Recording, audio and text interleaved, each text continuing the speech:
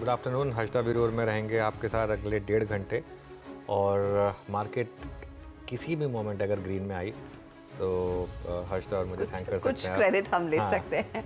हाँ, हम ले सकते हैं। वैसे आज सुबह ये बात हो भी रही थी, सीरियस नोट बात हो रही थी कि ये ग्रीन ऑन ग्रीन का कॉम्बिनेशन मैं नॉर्मली तब पहनता हूँ जब मुझे एक ये संकेत देना होता है कि नहीं ज़्यादा घबराएं मत गिरावट से। और आज मार्केट ने एक बहुत शानदार, आपको मेरे ख्याल से आज सबसे शानदार ट्रेड रही है अब तक की। पोस्ट बजट आज कैप डाउन हुआ, मार्केट ने ओपन लो बनाया 24,210। 24,210 पे नहीं लिया आपने, 24,220, 24,230, 40, 50 कहीं भी लिया हो, मार्केट ने एक्सपायरी वाले दिन इस तरीके का शानदार मोमेंटम आपको जनरेट करके दिया। और एक बार फिर से एक चीज़ क्लियर हुई कि बाय ऑन डिप्स, ये मार्केट है बाय ऑन डिप्स। जब तक बजट डे लो होल्ड कर रहा है तब तक बाय ऑन डिप्स में पैसा बनेगा। और एक चीज़, बैंक निफ्टी को अगर आप अलग छोड़ दें, और क्योंकि कंसीडरिंग बैंक निफ्टी सबसे बड़ा कंपोनेंट है मार्केट का, अगर एक बार के लिए आप उसको अलग छोड़ दें, x of bank Nifty market काफ़ी शानदार है। Actually x of bank Nifty तो मार्केट रोज ग्रीन में बंद हो रहा है। मिड कैप देखिए क्या शानदार रिकवरी हुई। सुबह जब हम खुले थे तो 1:3 का एडवांस डिक्लाइन था, अब एडवांस डिक्लाइन 1:1 का है। बैंक निफ्टी में भी कुछ स्टॉक्स में रिकवरी है, HDFC बैंक और कोटक, लेकिन दिक्कत आई कि एक्सेस के नंबर्स से मार्केट का सेंटिमेंट इतना खराब हुआ कि वो रिकवरी नहीं हुआ। और उसके चलते ICICI बैंक भी ले डूब, उसको भी ले डूब साथ में, तो इसकी वजह से। बट अदरवाइज शानदार मोमेंटम है। और एक चीज़ क्लियर हो गई, बड़े ट्रेंड में अगर आपको काउंटर ट्रेंड ओपनिंग मिले उसमें हमेशा ट्रेंड के साथ रहिए। Harshada Viru, good afternoon. Good afternoon Anuj. Specially जिस तरह का दबाव ग्लोबल मार्केट्स में बना था तो डर यही था कि हम भी उसी तरह का कोलैप्स दिखाएंगे। अनुज, कंसिडरिंग आज वो मंथली एक्सपायरी, वीकली एक्सपायरी नहीं है, बड़ी वाली एक्सपायरी है, डे लो से रिकवरी जो आई है, ये क्या संकेत दे रहा है कि बाजार अब वो बजट का जो LTCG वाला झटका था, STT का झटका था, वो पचाकर आगे बढ़ने को तैयार है? देखिए, कंसिडरिंग हम 24,400 के आसपास वो क्लोज देख सकते हैं। हर्षदा, वो तो हम ऑलरेडी कर चुके हैं। और एक चीज़, आज सुबह से हमने बजट की बात भी नहीं की है। आज सुबह सिर्फ ग्लोबल क्यूज डिस्कस हो रहे हैं, अर्निंग्स डिस्कस हो रही हैं, और वही होगा। बजट डे लो आपने प्रोटेक्ट कर लिया है, ये मार्केट का वर्डिक्ट है कि मार्केट उस लो को तोड़ने को तैयार नहीं है। देखिए, अगर वो लो टूटेगा ना तो वो किसी और कारण से टूटेगा, वो बजट डिसअपॉइंटमेंट से नहीं टूटेगा। तो ये चीज़ तो क्लियर हो गई कि मार्केट में अप्रोच हमारी वही रहेगी, बाय ऑन डिप्स। एक बार फिर बजट डे लो बचा, अब अपना ट्रेलिंग स्टॉप लॉस कर लीजिए आप। अगर तो आपने आज लॉन्ग लिया है तो 24,210 जो कि आज का लो है, और अगर आपने पोजिशनल लॉन्ग ले रखा है तो बजट का लो जो 24,074 है बेसिकली। जब तक बजट का लो नहीं टूटेगा, स्ट्रैटेजी बाय ऑन डिप्स की रहेगी। एक चीज़ उसमें कह दूं, अगर आपने सुबह वो ट्रेड ली, अगर आप नहीं चाहते कि वो एक्सपायरी की वॉलेटिलिटी आप झेलें, एक्सपायरी की लास्ट 1.5 घंटे की वॉलेटिलिटी, अगर आप चाहें तो अपने आप को बुक कर सकते हैं। फॉर एग्जांपल, या तो अगर आपने सुबह 24,250 की कॉल ली फॉर एग्जांपल, या 24,300 की कॉल ली, या 24,350 की कॉल ली, तो एक बार आप उसको बुक करके चाहें तो 24,400, 24,450 की कॉल में आ सकते हैं, अगर आपको प्योरली ऑप्शन ट्रेड ही करना है तो। इस चीज़ का ध्यान रखें। बैंक निफ्टी की जहाँ तक बात है, HDFC बैंक और कोटक में बाइंग आई लोअर लेवल से, लेकिन एक्सिस और ICICI इनमें काफ़ी डिसअपॉइंटमेंट है। एक्चुअली आज एक्सिस से ज़्यादा ICICI बैंक दिक्कत बना मार्केट के लिए। एक्सिस चलो ठीक है 6% नीचे है, लेकिन एक्सिस का तो मैं पता था कि नंबर्स खराब हैं, उसकी वजह से। ICICI बैंक जो उसके साथ गिरा 2%, उसने काफ़ी माहौल ख़राब करा। 50,000 प्रोटेक्ट करना ज़रूरी है बैंक निफ्टी के लिए, क्योंकि वो 100 एक्सपोनेंशियल मूविंग एवरेज, अगर वो टूटता है तो फिर हम एक बेरिश जोन में आ जाएंगे बैंक निफ्टी में, जिसमें हम 200 डे मूविंग एवरेज को भी एक बार टेस्ट कर सकते हैं बैंक निफ्टी में। कहाँ बैंक निफ्टी 55,000 की तैयारी कर रहा था, कहाँ हम 50,000 के ऑलमोस्ट करीब आ गए हैं यहाँ पर। बैंक निफ्टी में लॉन्ग ट्रेड नहीं है जब तक रिकवरी ना आए, जब तक स्ट्रेंथ ना आए। 3-4 दिन बैंक निफ्टी को डे हाई पर बंद होना होगा। अगर 3-4 दिन बैंक निफ्टी डे हाई पर बंद हो गया तो कॉन्फिडेंस आएगा। मेरा कॉन्फिडेंस निफ्टी पे क्यों है 3-4 दिन से? क्योंकि निफ्टी कहीं भी खोल रहा हो, बंद डे हाई पर हो रहा है, और आज भी चांसेस हैं कि हम डे हाई पर बंद होंगे। इनफैक्ट किसी भी मोमेंट हम निफ्टी में ग्रीन में आने की तैयारी कर रहे हैं। इनफैक्ट चलिए ग्रीन में ले आते हैं निफ्टी को। सिर्फ 1 पॉइंट नीचे हैं अब, और बस बात करते करते निफ्टी ग्रीन में आएगा। और ऐसा हुआ अगर आपने 24,450 क्रॉस किया, जहाँ पर जो ऑप्शन राइटिंग का मामला था, एक बार के लिए ग्रीन टेक आई हर्षदा, तो 24,450 अगर क्रॉस हुआ तो मुझे लग रहा है कि और वहाँ से शॉर्ट कवरिंग फिर तूल पकड़ेगी। चलो, तो अब उस लेवल पर नजरें रहेंगी। वैसे 24,400 के ऊपर ही इस समय ट्रेड, और उम्मीद तो यही है कि इसके थोड़ा सा और बेहतर होकर एक्सपायरी देखने को मिलेगी। नियरली 200 पॉइंट, 193 अंकों की रिकवरी डे लो से। Viru, good afternoon. Good afternoon Harshada, good afternoon Anuj. कुछ स्टॉक फ्यूचर देता हूँ जो कि इस वक्त स्ट्रॉन्ग मूव दे रहे हैं और आई थिंक इस क्लोजिंग में कंसिडर करने लायक हैं। हर्षदा, इनफैक्ट बात करते करते एक बार अगर आप एक सेक्टर को देखें जो एक स्ट्रॉन्ग मूव दे रहा है, दैट्स निफ्टी फार्मा। एक बार प्लीज निफ्टी फार्मा इंडेक्स का जो चार्ट है वो रखिएगा। It's 21 almost 053। एक मूव दिया, डे हाई पर आया और साथ ही साथ ये डे हाई स्विंग अब इसको इसकी ऑल टाइम हाई ट्रैजेक्टरी पे ये पुश आया है 156 पे, यानी जिस वक्त हम इस कार्यक्रम में आके बैठ रहे होंगे मेरे ख्याल से तभी आया है। फार्मा में बीते आधे घंटे में स्ट्रॉन्ग वेरिएशन है। पहला स्टॉक में रखना चाहूँगा आपकी स्क्रीन पे, दैट्स ज़ायरस। स्क्रीन पे रखिएगा, चाहे वो नेक्स्ट मंथ की ऑप्शंस की एक्टिविटी हो and specially roll over activity. Strong Zydus at day high, Nifty pharma at day high.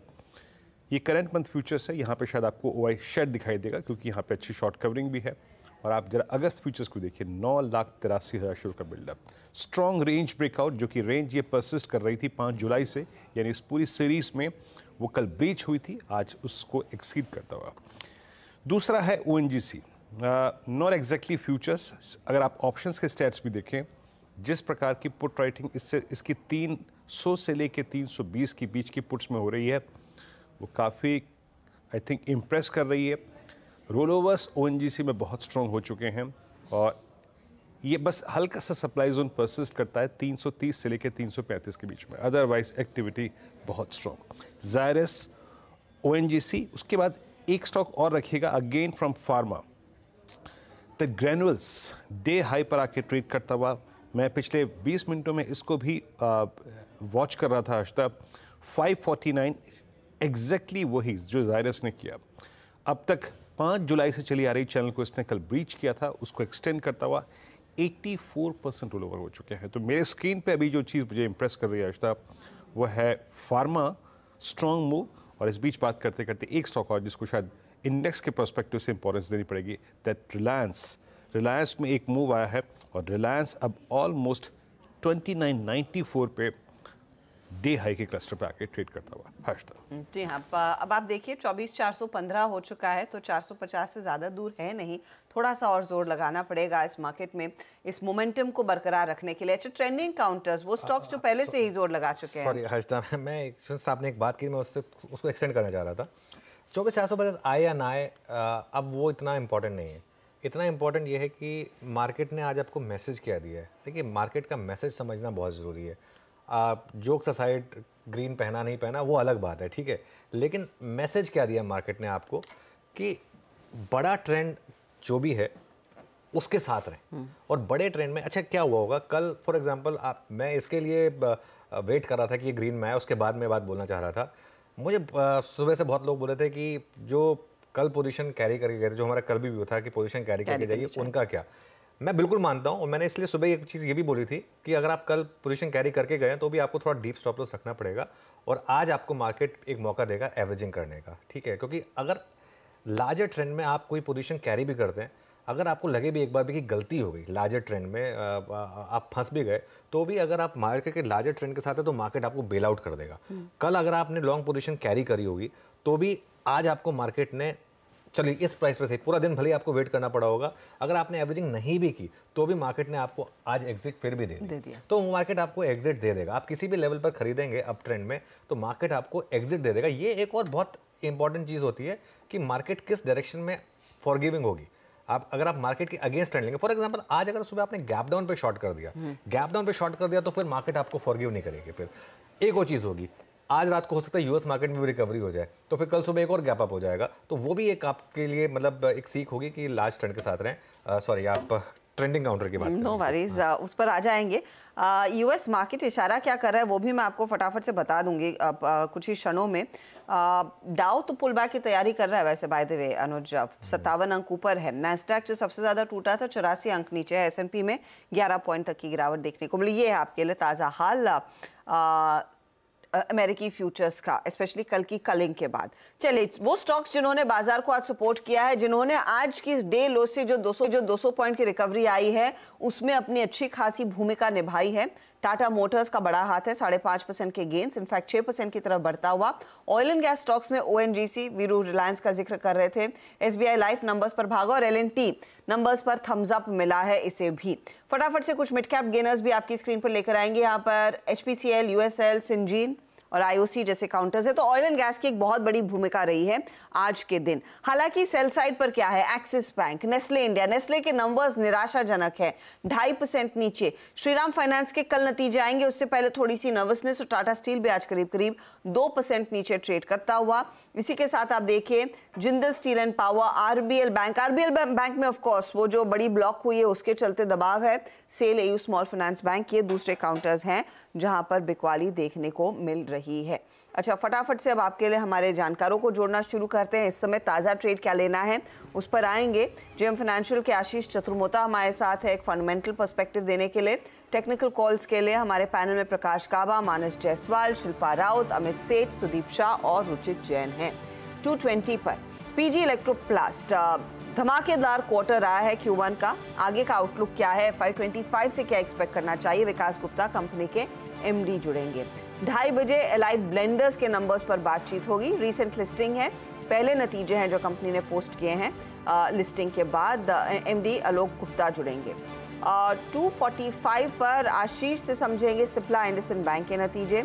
Yatin आपको बताएंगे श्रीराम फाइनेंस और इंटरग्लोब एविएशन यानी कि इंडिगो से मार्केट क्या एक्सपेक्ट कर रहा है। फिर of course market big voice में आगे हम जोड़ेंगे पाइपर सेरिका के फाउंडर और फंड मैनेजर आज है अभय अग्रवाल को, और यतिन से जानेंगे डीलिंग रूम का जायजा।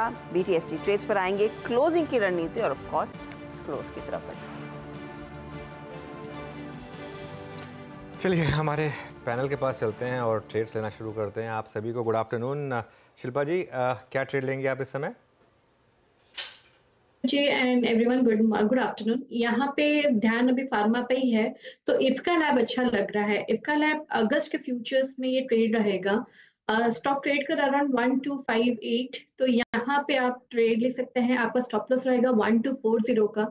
इसमें काफी strong OI additions on the long side और मोमेंटम भी बहुत स्ट्रॉन्ग है, तो मुझे लगता है यहाँ से ये 1285 से लेके 1300 के लिए आपको एक बार मूव दिखाएगा। 1285 से 1300 की तरफ इफ्का लैब्स जा रहा है, तेजी का ट्रेड है। गावा जी गुड आफ्टरनून, आपका trade? Good afternoon to you. मेरा ट्रेड रहेगा एसबीआई लाइफ इंश्योरेंस स्पेस से 1699 पर ट्रेड कर रहा है। स्टॉप होगा 1675, 25 रुपए का। टारगेट 1750 के। ये कल तक रोल ओवर हो सकता है SBI life. Okay, SBI life आपका बाय ट्रेड है 1700 पे ट्रेड करता हुआ। ये भी बड़ी स्ट्रॉन्ग रोल ओवर फिगर्स हैं इसकी, 69, 90, 35। मानस, गुड आफ्टरनून, आपका ट्रेड? गुड आफ्टरनून वीरेन जी। तो देखिए इंश्योरेंस सेक्टर पे ही ध्यान है। मॉर्निंग में एचडीएफसी लाइफ की बात हुई थी। आईसीआईसीआई प्रू इस टाइम खरीदारी यहाँ पर करनी चाहिए, क्योंकि ऐसा लग रहा है कि कल के मूव के बाद एक छोटा सा रेस्ट मॉर्निंग में देखने को मिला, लेकिन अब रैली रिज्यूम हो गई है। तो आईसीआईसीआई प्रू पे करंट लेवल्स पे खरीदारी करेंगे। 689 के स्टॉपर से यहाँ पर खरीदारी करनी चाहिए और 720 रुपए तक के टारगेट आपको आईसीआईसीआई प्रू लाइफ में देखने को मिल सकते हैं।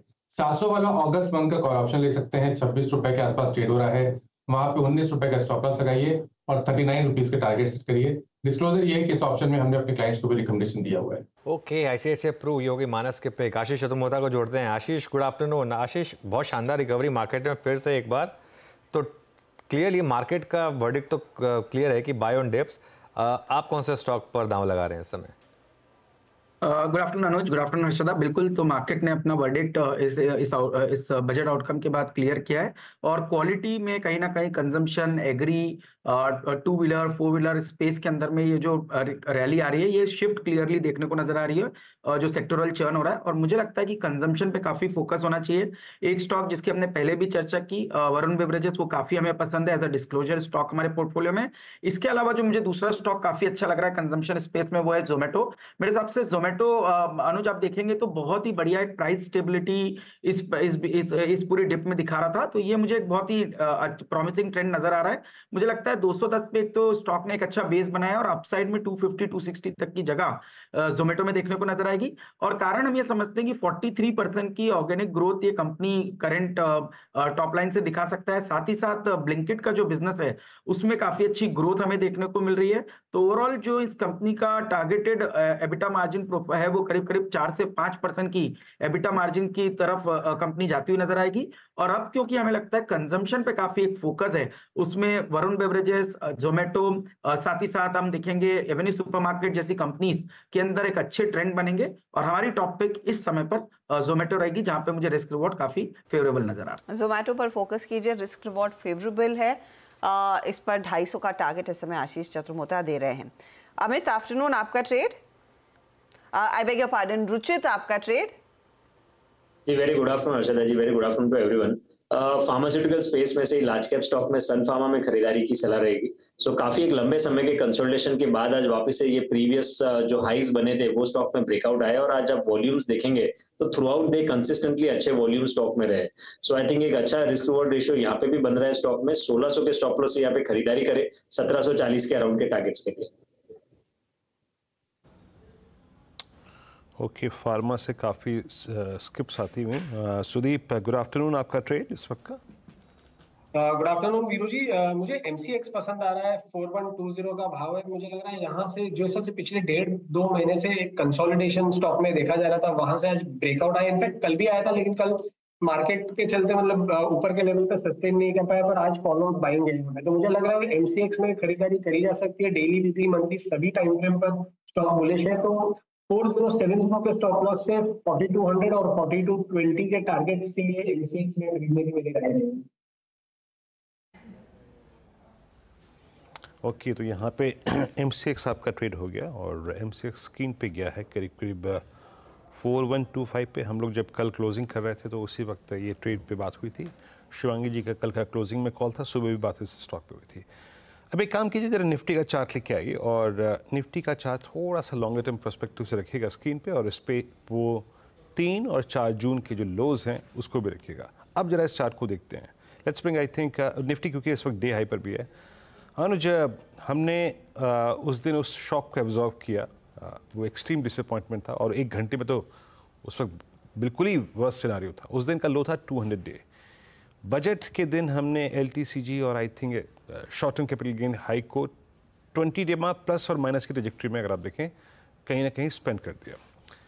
अब क्या कॉम्बिनेशन होगा जो हमको ऑल टाइम हाई पे ले जा सकता है अगर ये मंगलवार का लो ना टूटे?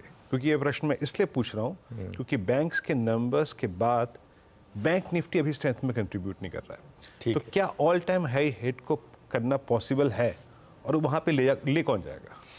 देखिए वीरू, मैं एक चीज़ बताऊँ, मैं अगले हफ्ते छुट्टी पर हूँ, ठीक है? तो लेकिन अगले हफ्ते मुझे लग रहा है कि मार्केट में शायद एक ऐसा ऑल टाइम हाई हिट होगा जिसको मैं मिस करूँगा, क्योंकि जो टेक्सचर बन रहा है मार्केट का वो परफेक्ट है कि अगले एक्सपायरी को, अगले थर्सडे को आप ऑल टाइम हाई हिट कर दें।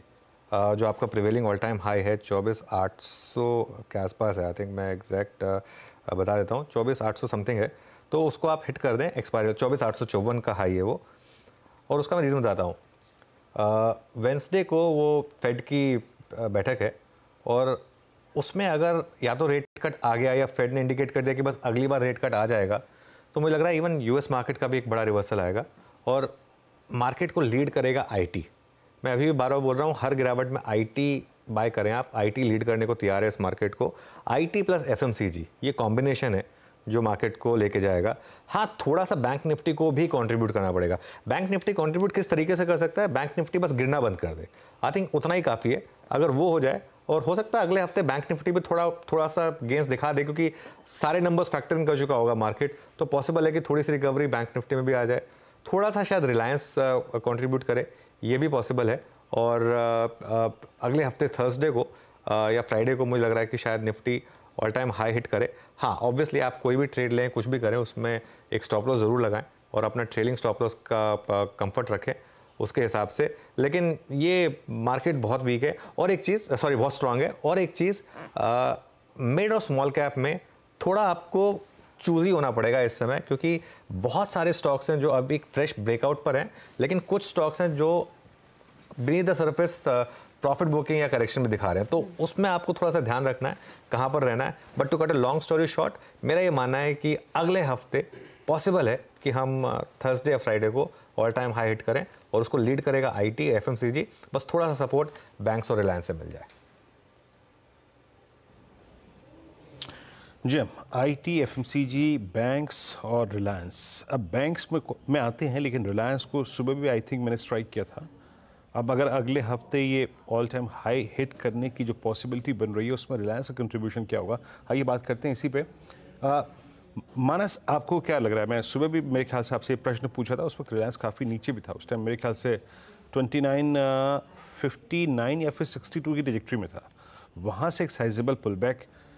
अब जरा स्क्रीन पे रखिएगा इसकी अगस्त की 3000 की कॉल। देखिए सारा का सारा डिस्कशन उसी सीक्वेंस में हम कर रहे हैं कि अगर इंडेक्स को एडवांटेज प्रोवाइड करना है तो कौन करेगा, ये इटसेल्फ एक सेक्टर है। 3000 की अगस्त की कॉल। अब मैं 3000 का जिक्र इसलिए कर रहा हूँ क्योंकि 3012 पे इसका 50 day exponential moving average placed है, प्लस वो 26 जून का एक ब्रेकआउट पॉइंट भी था, याद रखिएगा। यहाँ पे करीब 36,87,000 का आउटस्टैंडिंग हुआ है। मानस, एक रिकवरी पैटर्न तो इसका जनरेट हुआ 100 डे से। ये अगले 10-20 रुपए जो हैं वो थोड़े टर्बुलेंस वाले हैं। कॉल आइटर्स प्लेस्ड हैं अगस्त के, प्लस 50 डे परसिस्ट कर रहा है। आप रिलायंस को कैसे अप्रोच करेंगे? देखिए, जब पिछले हफ्ते मेरे ख्याल से 27-28 तारीख को जो फ्लैग पैटर्न का ब्रेकआउट देखने को मिला था, जब रिलायंस ने 2950 2990 के जो रेंज थी उसको ब्रीच किया था, उसके बाद हमने रैली 3180 तक 3200 तक देखी। अब पुल बैक देखने को मिला, लेकिन अब अगर आप देखिए तो पिछले 3 दिनों से 2950 के आसपास ही स्टॉक सपोर्ट ले रहा है। तो जो ट्रेंड लाइन थी उस पे ही सपोर्ट ले रहा है, वो सपोर्ट की तरह बन गया है। 100 मूविंग एवरेज पे सपोर्ट ले रहा है। मेरे ख्याल से जगह तो बिल्कुल सही है जहां पर आपको एक अच्छा खासा रिवर्सल देखने को मिल सकता है। अगर चांस लेना होगा तो फिर लॉन्ग साइड पे लेना है। 2930 के स्टॉप लॉस से खरीदारी करेंगे, वापस 3200 रुपए तक के टारगेट आप देख सकते हैं। और आपने बिल्कुल सही स्ट्राइक प्राइस चुना है। जो 3000 वाला कॉल ऑप्शन अगस्त मंथ का है, 71 रुपए पे ट्रेड हो रहा है, वहां पर आप चांस लीजिए, स्टॉप लॉस लगाइए 54 रुपीज का, करंट लेवल्स पे खरीदारी करिए और फिर आप उसको होल्ड करिए करीब करीब 140 रुपए तक।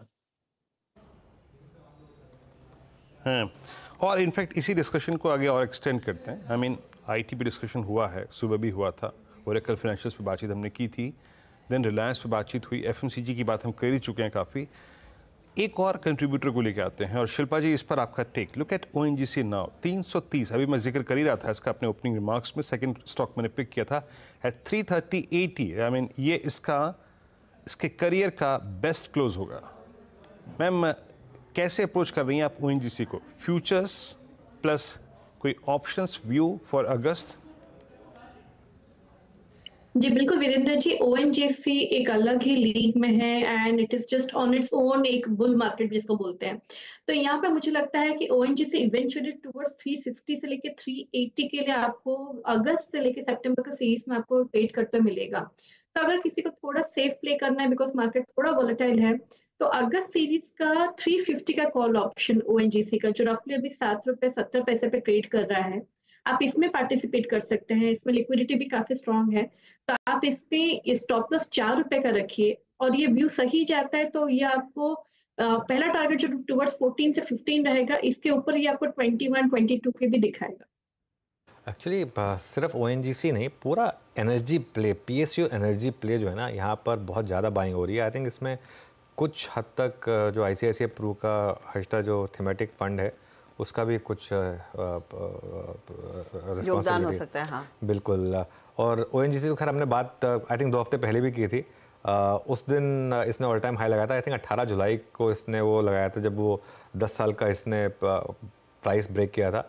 अब आई थिंक हम वापस उस लेवल पर जा रहे हैं। अगर देखते हैं इस बार उसको निकाल पाते हैं नहीं, लेकिन वो उस दिन क्रॉस करके थोड़ा नीचे आ गया था, लेकिन अब वापस वहाँ जाने की तैयारी हो रही है। लेकिन ये अकेला नहीं है। आईओसी का शेयर देखिए, एचपीसीएल का शेयर देखिए, बीपीसीएल का शेयर देखिए, पेट्रोनेट एलएनजी पर लगातार बात हुई है, किस तरीके से पेट्रोनेट एलएनजी भाग रहा है, वो शेयर देखिए आप। उसके अलावा बाकी, अच्छा सिर्फ ऑयल एंड गैस के एनर्जी वाले स्टॉक्स नहीं, इवन पावर स्पेस में power grid, NTPC, I think ये पूरी की पूरी स्पेस है जो इस समय काफ़ी बजिंग है। इसमें एक और चीज़ है, पीएसयू बास्केट में ये एक पॉकेट है जहाँ पर अभी भी वैल्यूएशन आपके फेवर में है। आप चाहे पावर ग्रिड देखें, चाहे आप एनटीपीसी देखें, चाहे आप एचपी, बीपी, ये जो पूरी की पूरी पॉकेट देख रहे हैं, इसमें से कोई एक स्टॉक उठा के आप ये नहीं कह सकते कि स्टॉक महंगा है। बाकी डिफेंस, रेलवेज, इन सब में आप कहेंगे कि स्टॉक्स बहुत महंगे हो गए हैं। ये एनर्जी बास्केट एक ऐसी बास्केट है जहाँ पर शेयर्स अभी भी आपको बहुत अच्छे प्राइस में, आपके प्राइस में अवेलेबल है। और अभी भी ये स्टॉक्स, इनमें से ज़्यादातर स्टॉक्स अपने ऑल टाइम हाई से काफ़ी नीचे हैं, तो ये एक और कारण है कि इसमें इस तरीके की बाइंग आ रही है। इंटरेस्टिंग अपॉर्चुनिटी यहाँ पर वैसे बाजार ने ढूंढी है। आशीष, आप लोगों ने क्या पोजीशंस ले रखी है इस एनर्जी बास्केट में? इनफैक्ट ONGC, रिलायंस पर हम बातचीत करते रहते हैं, लेकिन इनमें से अलग कोई और स्टॉक जो एक अपॉर्चुनिटी के तौर पर उभर कर आया हो?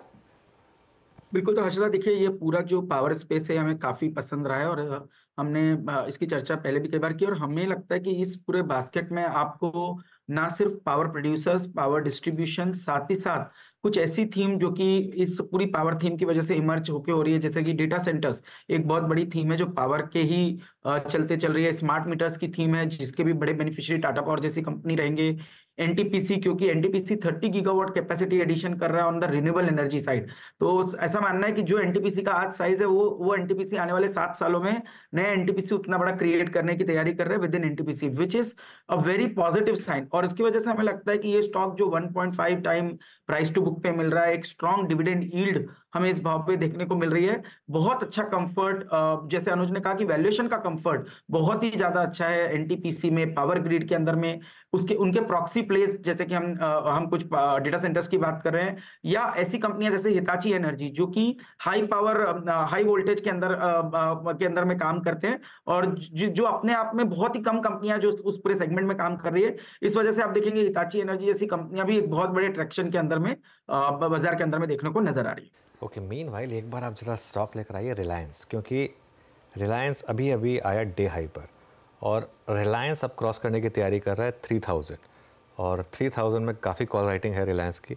आज एक्सपायरी है और बात करते करते 3000 क्रॉस हुआ। क्या रिलायंस अब निफ्टी को 24,450 के पार लेके जा सकता है? ये इसको रिविजिट करेंगे इस कॉर्पोरेट कॉन्वर्सेशन के बाद। कॉर्पोरेट कॉन्वर्सेशन जिसकी मैं बात कर रहा हूँ वो है पीजी इलेक्ट्रोप्लास्ट, एक ऐसा शेयर जिसने पिछले 4 साल में 100 गुना के रिटर्न्स दिए हैं। जी हाँ, अब तो खैर ये स्टॉक स्प्लिट हो गया, वरना अगर आप उसको एडजस्टेड माने तो 4 साल पहले ये 4 रुपये का भाव था इसका, और अब ये देखिए, हाँ बिल्कुल 5 ईयर में जो आपको दिखा रहा है इस तरीके के रिटर्न्स इस स्टॉक ने दिए हैं। कंपनी के नंबर्स भी अच्छे रहे हैं, मुनाफा 34 करोड़ से बढ़कर 85 करोड़ पहुंच गया है, रेवेन्यू भी 95% बढ़े हैं, मार्जिन में भी बढ़त रही है। इन पर बातचीत करने के लिए हमारे साथ पीजी इलेक्ट्रोप्लास्ट के एमडी विकास गुप्ता जुड़े हैं। विकास जी, गुड आफ्टरनून। CNBC आवाज़ के साथ जुड़ने के लिए बहुत बहुत शुक्रिया। बहुत शानदार नंबर्स रहे आपके इस स्पेस में। वैसे भी खैर नंबर्स बाकी कंपनियों के भी अच्छे रहे, लेकिन आपके काफ़ी शानदार रहे। आगे के लिए क्या विजिबिलिटी है? क्या इस तरीके के नंबर्स आप आगे भी डिलीवर करते रहेंगे? नमस्कार एंड गुड आफ्टरनून एंड बहुत बहुत धन्यवाद मेरे को अपने शो में लेने के लिए। जो हमारी कंपनी ने पिछले 4-5 सालों में जो काम किया और हमारी टीम ने जो मेहनत करी है, बेसिकली प्रोडक्ट बिजनेस को हम लोगों ने फोकस एरिया बनाया कि उसको कैसे ग्रो करना है, और उसमें एक बहुत बड़ी कैटेगरी हमारे लिए एयर कंडीशनर्स है। तो एसी का सीजन बहुत अच्छा रहा है। जो हमारा जो फर्स्ट क्वार्टर गया है FY25 का, उसमें हमारा एसी का बिजनेस ग्रो किया मोर देन 130%। हमारा जो वॉशिंग मशीन का बिजनेस है वो ग्रो किया मोर देन 70%। तो ये सारे जो प्रोडक्ट बिजनेसेस है, इन्होंने बहुत अच्छा हमारे को एक ग्रोथ मोमेंटम दिया है। आने वाले समय में भी हमको लग रहा है कि जो अभी कमिंग क्वार्टर्स है उसमें हमारा जो वॉशिंग मशीन का बिजनेस है और टेलीविजन का बिजनेस जो हम लोग ज्वाइंट वेंचर कंपनी में करते हैं, उसमें भी बहुत अच्छे ऑर्डर बुक नजर आ रही है। तो हमको कॉन्फिडेंस है कि हम एक अच्छा ग्रोथ मोमेंटम मेंटेन कर पाएंगे आने वाले समय में। एक बहुत तगड़ी ऑर्डर बुक है। आपने इस क्वार्टर को किस लेवल पर ऑर्डर्स क्लोज किए हैं और कितने नए ऑर्डर्स की विजिबिलिटी है इन द कमिंग क्वार्टर्स, अगर उसका एक अंदाजा दे सके? हर्षदा जी, हम लोगों ने अपने ऑलरेडी एक रेवेन्यू गाइडेंस जो है FY25 की ऑलरेडी शेयर करी है, जिसमें हम लोगों ने बोला है कि हम लोग माफ कीजिएगा, पहले हम लोगों ने 3,400 करोड़ का रेवेन्यू गाइडेंस दिया था, जिसको हम लोगों ने बढ़ा के 3,650 किया है। ये बेसिकली जो रेवेन्यू गाइडेंस हमने जो अपग्रेड करी है, उस पर मेजर जो हमारे को जो मिल रहा है मोमेंटम और जो मेजर हमारे को सपोर्ट मिल रहा है वो हमारे को एसी में और वॉशिंग मशीन में मिल रहा है। उसके बेसिस पे गया तो ऑर्डर बुक हमारी बहुत हेल्दी है। स्पेसिफिक नंबर अभी देना मेरे लिए मुश्किल होगा, but we have capacities which are almost overbooked for the washing machine and for television in the coming festive season. And going forward हम लोग कैपेसिटीज एसी में और वॉशिंग मशीन में और मजबूत कर रहे हैं, बढ़ा रहे हैं। ओके, विकास जी नमस्कार, वीरेंद्र बोल रहा हूँ दिल्ली स्टूडियो से, और मैं एग्जैक्टली आपके मार्जिन्स और आई थिंक उसके कंट्रीब्यूटर्स के बारे में समझना चाह रहा था। इट्स 9.9%, जिसमें करीब 20 बेसिस पॉइंट का इंप्रूवमेंट आया है। प्रोडक्ट बिजनेस में मार्जिन्स कैसे होते हैं और टीवी और इलेक्ट्रॉनिक बिजनेस में मार्जिन्स कैसे होते हैं, क्योंकि अभी तो आपका 75% कंट्रीब्यूशन प्रोडक्ट बिजनेस से आता है। Considering the market trajectory of I think both segment, ये क्या मिक्स चेंज होगा, तब्दील होगा आने वाले कुछ सालों में? तो देखिए, जो हमारा प्रोडक्ट बिजनेस है वो मेजरली ओडीएम कैटेगरी में है हमारा सारा। और अगर हम देखें, वॉशिंग मशीन हमारी ऑलमोस्ट 100% जो है हम ओडीएम बिजनेस करते हैं, और एयर कंडीशनर ऑलमोस्ट 90% हमारा बिजनेस ओडीएम कैटेगरी में है। तो ओडीएम बिजनेस मॉडल में हमारे को मार्जिन प्रोफाइल थोड़ा बेटर रहता है डेफिनेटली। बट आप समझिए कि क्योंकि जो कमोडिटीज हैं वो काफी सॉफ्ट रही थी पिछले 2-3 क्वार्टर्स में, तो उसका बेनिफिट हमको मिला है डेफिनेटली। हम आगे मॉनिटर कर रहे हैं, we are just keeping a watch कि आगे कॉपर, एल्यूमिनियम और बाकी जो प्लास्टिक रॉ मटेरियल है उनकी प्राइसेस कैसे रहेगी। कॉम्पिटिटिव लैंडस्केप भी काफी इसमें बड़ा इंपॉर्टेंट रोल प्ले करता है, तो हमको अपनी प्राइसिंग को उस हिसाब से ट्यून करना पड़ता है। मार्जिन्स की गाइडेंस हम लोगों ने ऑलरेडी अपवर्ड रिवाइज करी है। हमने पहले 200 करोड़ का पैट बोला था, जो कि हम लोगों ने बोला कि हम 215 या 216 करोड़ का पैट अचीव करेंगे FY25 में। अच्छा विकास जी, एक चीज़ मैं आपसे पूछना चाह रहा था कि मार्केट ट्रेंड जो है उसमें फर्स्ट टाइम एसी बायर्स मतलब काफ़ी हमने ट्रेंड में अपटिक देखा है, और आपने भी काफ़ी उस पर काम किया है। इस स्पेस में आपका कितना कैपेक्स रहने वाला है और इस स्पेस में आपका आउटलुक क्या है? एसी में हम लोग ऑलरेडी, हमने करंट ईयर में कैपेक्स 370-380 करोड़ का ऑलरेडी कैपेक्स की गाइडेंस दी है। हम लोग एसी में फर्दर अपनी कैपेसिटी बढ़ा रहे हैं। हमने नॉर्थ में भिवाड़ी में एक और प्लांट नया चालू करने वाले हैं आने वाले 6 महीने में एसी के लिए। महाराष्ट्र में जो हमारा एग्जिस्टिंग प्लांट है उसके साथ में हमने और जमीन खरीदी है, वहां पे भी हम लोग फर्दर नया प्लांट क्रिएट कर रहे हैं एसी मैन्युफैक्चरिंग का। तो जो फर्स्ट टाइम बायर हैं, देखिए जो कि इंटेंस हीट वेव आई, जो क्लाइमेट चेंज का जो ट्रेंड चल रहा है, उसमें समझ में आ रहा है कि एसी की नीड आगे वाले समय में बढ़ने वाली है। तो हम लोग उसी हिसाब से देख रहे हैं, क्योंकि जो फर्स्ट टाइम बाइंग है एसी की, उसमें हीट वेव का बहुत इंपॉर्टेंट रोल है, इंपल्सिव बाइंग है। और जब आप घर में एक एसी ऐड करते हो तो आने वाले समय में एक कमरे की जगह 2 कमरों में या 3 कमरों में एसी लगता है।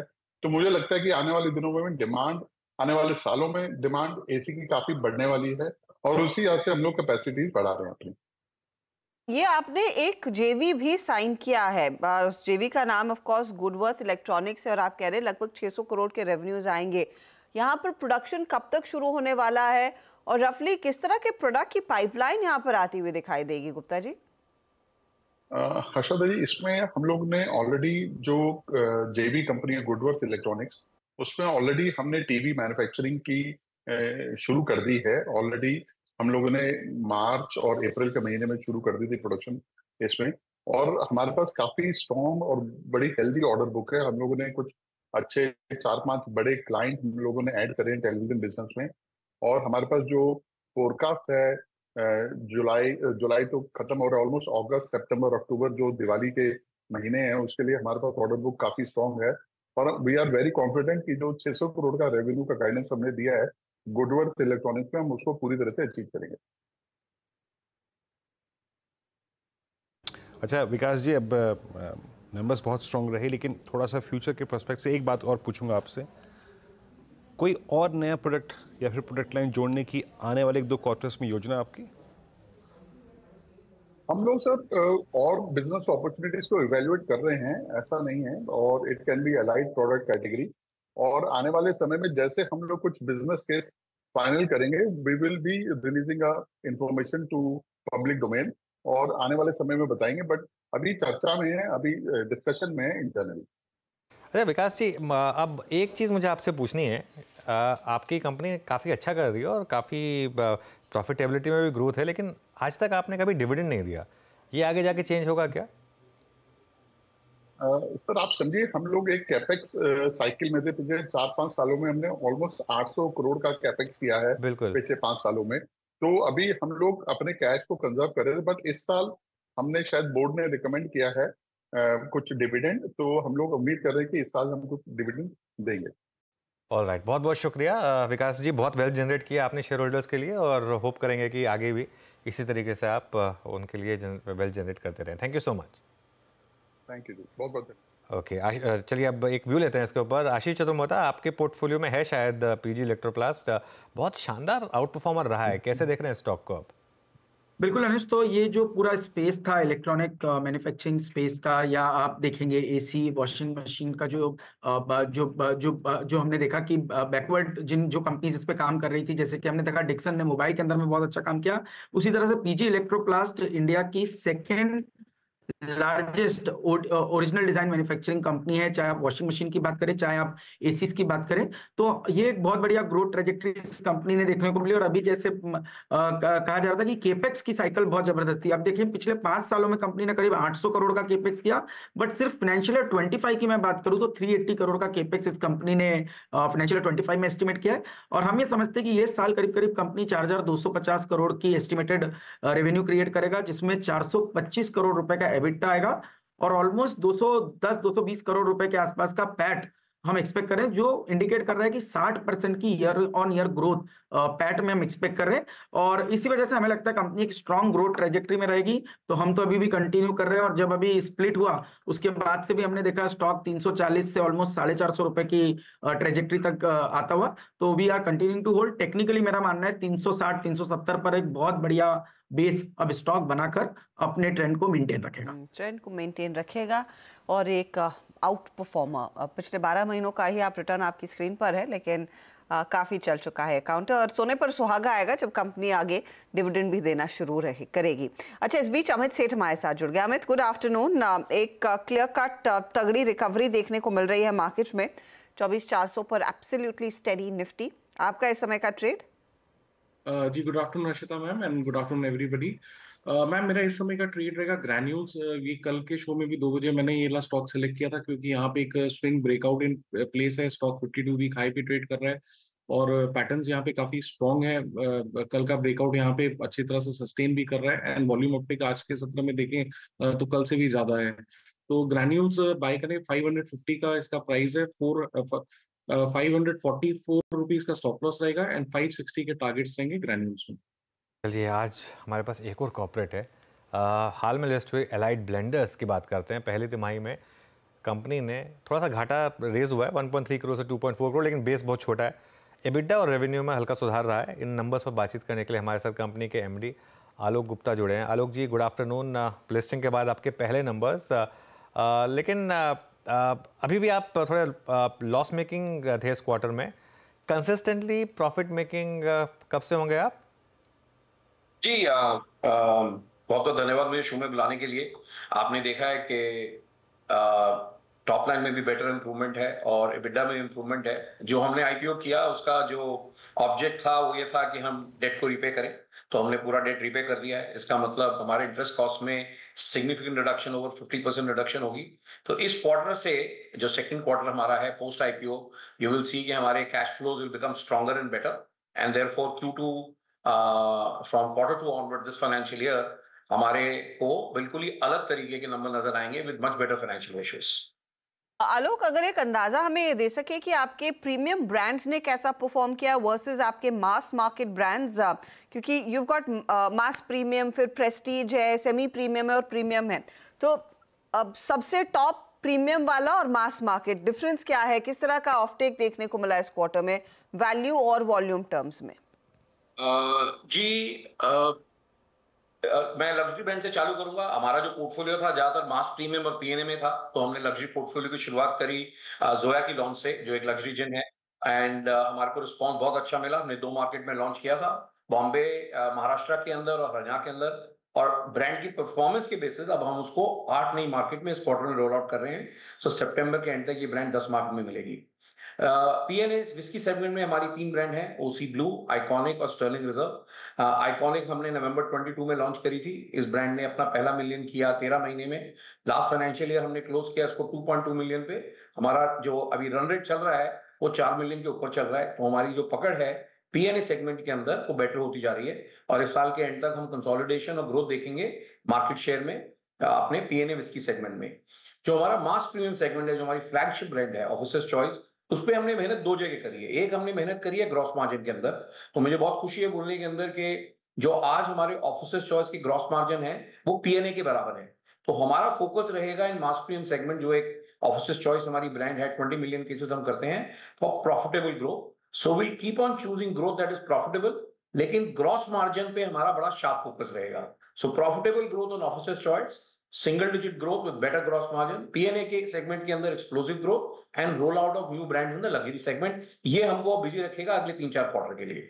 ओके, अच्छा आलोक जी, आज अभी कुछ समय पहले खबर आई थी कि आंध्रा गवर्नमेंट अपनी लिकर पॉलिसी रिवैम्प कर रही है और एस्टेब्लिश ब्रांड से अब वो लिकर खरीदेंगे। क्या आपके साथ भी कुछ बात हुई है गवर्नमेंट की वहाँ पर? जी, अगर हम देखें जो हम प्रीवियस गवर्नमेंट में अगर प्रीवियस गवर्नमेंट में जाएं हम, तो हमारी शेयर और हमारी सेल आंध्र प्रदेश के अंदर डबल थी। तो जैसा आपने भी सुना और हमने भी सुना, जो कल हमने गवर्नमेंट का आउटलुक सुना कि हमको नेशनल लेवल की ब्रांड सबको वापस लाना है, तो हमारे लिए बहुत अच्छी न्यूज़ है, क्योंकि इस मार्केट के अंदर हमारी शेयर इससे पहले डबल थी। तो आई थिंक 3-4 चीजें अच्छी हम उम्मीद करते हैं कि आंध्रा के अंदर होगी। एक तो रिटेल प्राइवेटाइज होगा, तो हर ब्रांड अपने मेरिट पे, हर ब्रांड अपने मार्केटिंग कैलिबर के ऊपर वो मार्केट शेयर पकड़ेंगे। तो ये एक सबसे बड़ी बात है, नेशनल ब्रांड्स को अलाउ करेंगे, विच मीन्स फेयर प्ले होगा। तो जो हमने सुना है, हमको भी पॉजिटिव न्यूज आ रही है आंध्रा मार्केट से। सर ये बताइए कि आपकी मैन्युफैक्चरिंग यूनिट्स कहाँ पर है, मतलब, और एक और चीज, सबसे स्ट्रॉन्ग सप्लाई वाली स्टेट्स कौन सी हैं आपकी इस वक्त? जी, हमारी सबसे बड़ी मार्केट तेलंगाना की मार्केट है, जहां से करीबन 30% हमारी जो सेल है वो तेलंगाना मार्केट से आती है। और जहां तक हमारा मार्केटिंग मैन्युफैक्चरिंग यूनिट के बेस की बात है, हमारे 32 बॉटलिंग यूनिट्स हैं। आपको पता है जो हमारा बिजनेस है वो स्टेट लेवल बिजनेस है, तो locally produce and locally sell में ही बेटर मार्जिन होते हैं। और जो हमारी डिस्टिलरी है वो स्टेट ऑफ तेलंगाना में है, जहां पे रफली हम 60 मिलियन लीटर ऑफ अल्कोहल बनाते हैं। तो 32 बॉटलिंग यूनिट्स, 1 डिस्टिलरी इन तेलंगाना, बिगेस्ट मार्केट जो हमारी है वो तेलंगाना है। और बीते कुछ समय में सप्लाईज आपकी और वॉल्यूम्स जो आपके सेंट्रल इंडिया में, यूपी या फिर दिल्ली या फिर नॉर्थ की तरफ मैं करूँ, वो कैसी है? और एक और चीज़, आपकी सीएसडी सप्लाईज भी हैं क्या? जी, हम पैन इंडिया कंपनी है, हर स्टेट के अंदर सेल करते हैं। डिफेंस के अंदर हम सीएसडी और पैरामिलिट्री दोनों को कवर करते हैं, और हम इंडिया के सिंगल लार्जेस्ट एक्सपोर्टर है। लास्ट ईयर हमने 14 कंट्रीज को एक्सपोर्ट किया। इस साल हम कोशिश कर रहे हैं कि हमारा जो ग्लोबल नेटवर्क है वो 14 कंट्री से 21-22 कंट्री बने। तो फोकस हमारा डोमेस्टिक में भी रहेगा, डिफेंस में भी रहेगा और एक्सपोर्ट में भी रहेगा। फाइनली आलोक जी, आपसे पूछना चाहती हूँ कि FY25 के लिए रफली कितनी वॉल्यूम ग्रोथ की तैयारी इस समय आपने की हुई है, क्योंकि आप ऑफ कोर्स कुछ कैपेसिटीज को बढ़ाने के बारे में भी बोल रहे थे। जी, तो इंडस्ट्री का हमारा से एक्सपेक्टेशन है कि इंडस्ट्री करीब सिंगल डिजिट ग्रोथ करेगी। हमने जो ग्रोथ प्लान करी है वो मिड डबल डिजिट में करी है, और हमारा फोकस रहेगा पीएनए सेगमेंट के अंदर कि वहां हम अपनी वॉल्यूम को कैसे बढ़ाएं। और ऑफिसर्स चॉइस पे, जैसे मैंने पहले बोला, कि ग्रॉस मार्जिन पे फोकस रहेगा और प्रॉफिटेबल ग्रोथ पे फोकस रहेगा। तो उम्मीद करते हैं कि इस साल जो हमारी ग्रोथ होगी वो मिड डबल डिजिट होगी, specially in the PNA segment.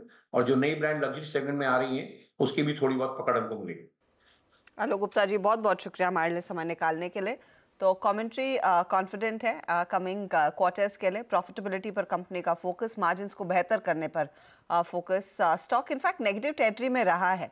बात करते करते अब हल्की सी बढ़त आती हुई, लेकिन याद रखिएगा नई लिस्टिंग है, इस पर आपकी नजरें होनी चाहिए। क्योंकि इस पूरे सेगमेंट की हम बातचीत कर रहे हैं, मानस अगर आप यूनाइटेड स्पिरिट्स का स्टॉक देख सके, क्योंकि वो भी एक ट्रेड है जो राइड कर रहा है CNBC आवाज का दर्शक। इनफैक्ट USL UBL भी आज करीब 2-2.5-3% तक के गेंस दिखा रहे हैं। क्या यहाँ पर आप मौके अटेम्प्ट करेंगे नई तेजी की, स्पेशली वो आंध्र सरकार से जो अपडेट्स आ रहे थे उसके बाद हमने देखा इन स्टॉक्स में और तेजी आई है? तो देखिए, यूनाइटेड स्पिरिट्स की जहां तक बात है, यहाँ पर मेरे ख्याल से अब देर हो गई है, क्योंकि 3 दिनों से हम 1275 से रैली देख रहे हैं। अगर लॉन्ग पोजीशन है तो आप बने रह सकते हैं, स्टॉप लॉस को रिवाइज करके 1390 पे करिए। मेरे ख्याल से 1510 तक के स्तर देखने को मिलेंगे, लेकिन फ्रेश खरीदारी की राय करंट लेवल्स पे नहीं रहेगी। फ्रेश खरीदारी की राय रहेगी यूबीएल में। अगर आप यूबीएल के चार्ट देखें तो स्टॉक ने वापस अपने 20-डे मूविंग एवरेज को रिगेन कर लिया है। मेरे ख्याल से स्टॉक तैयार है वापस पिछले हाई 2125 को टेस्ट करने के लिए। तो यहाँ पर एक ट्रेडिंग कॉल लेना चाहिए। करंट लेवल्स पे आप खरीदारी करिए, आपके जो स्टॉप लॉसेस हैं वो रहेंगे 2024 के नीचे, टारगेट रहेंगे 2125 के आसपास की। ओके देखिए, अगर आपका 2 से 5 साल का व्यू है हर्षदा, यूनाइटेड स्पिरिट्स इवेंचुअली मुझे 5 डिजिट का स्टॉक लगता है। परसों मेरे स्पॉटलाइट में आया था ये स्टॉक। मैंने एक चीज़ बताई थी कि जो स्टॉक्स मल्टी ईयर ब्रेकआउट से निकलते हैं, 14 साल का चैनल ब्रेक किया इसने। वैल्यूएशन के हिसाब से अभी भी स्टॉक महंगा नहीं है एफएमसीजी बास्केट में। और अभी एक ये स्टॉक था एक समय पर जब ये विजय माल्या की कंपनी थी, तब ब्लूएस्ट ऑफ ब्लू चिप्स जो एफआई होल्डर्स हैं वो इसको होल्ड करते थे। उसके बाद इस कंपनी में एक लंबा पीरियड आया जिसमें दिक्कत आई जब वो डियाजियो को गई। बहुत लोगों ने समझ सोचा था कि डियाजियो के ब्रांड्स अगर यूनाइटेड स्पिरिट्स ये बहुत अलग लेवल की कंपनी बन जाएगी, ऐसा कुछ नहीं हुआ। 10 साल तक ये बेयर मार्केट में रहा, 10 साल की बेयर मार्केट तोड़कर ये बाहर निकला है। मैं ऐसे लोगों को जानता हूँ जिन्होंने 5-5, 6-6 साल इस स्टॉक को रखा और फिर इवेंचुअली बेच दिया। तो उस हिसाब से मेरा ये मानना है कि अभी ये स्टॉक 5 से 10 हज़ार तक का पोटेंशियल रखता है। ओके, तो पोटेंशियल तो है यहाँ पर अच्छा मोटा पैसा बनने का। फिलहाल 60 रुपए के गेंस यूएसएल में। अच्छा, एक स्टॉक जिस पर हम चर्चा सुबह से कर रहे हैं उसको रिविजिट करते हैं, टाटा मोटर्स। सुदीप, ये स्टॉक डेफिनेटली आज आपने अपने डीलिंग रूम में भी डिस्कस किया है। 6% के गेंस पर क्या अभी भी फॉलो अप किया जा सकता है अगर किसी ने सुबह नहीं लिया और अब देख रहे हैं कि 1090 के आसपास डे हाई के करीब आ रहा है स्टॉक?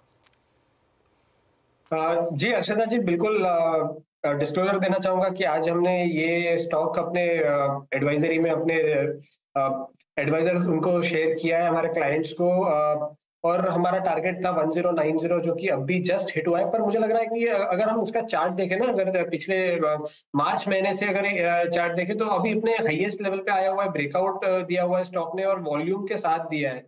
तो यहाँ पे मुझे लग रहा है कि इसमें बने रहना चाहिए। अगर मिस भी कर गए हैं तो एक हल्का सा भी डिप आएगा, 10-15 रुपए का भी डिप आएगा तो वहां पे ऐड करना चाहिए। 1060 का लेवल अब एक इंपॉर्टेंट ट्रेलिंग स्टॉप लॉस बन जाएगा। जब तक 1060 के ऊपर ये स्टॉक होल्ड करता है तब तक अगला लेवल यहाँ पे 1130 से लेकर 1150 हो सकता है। बिकॉज यदि हम इसके पिछले 7-8 महीने की ट्रेंड देखें ना, जब मार्च के पहले तब एक वन साइड अप मूव में ये था, 500 से लेकर 1000 रुपए तक स्टॉक चला था, higher top higher bottom pattern बना के उसके बाद कंसोलिडेशन में चला गया था ऊपर के लेवल पे। तो यहाँ पे मुझे लग रहा है एक बड़ा ब्रेकआउट है ये, और ये अपनी trend on the upside continue रखेगा।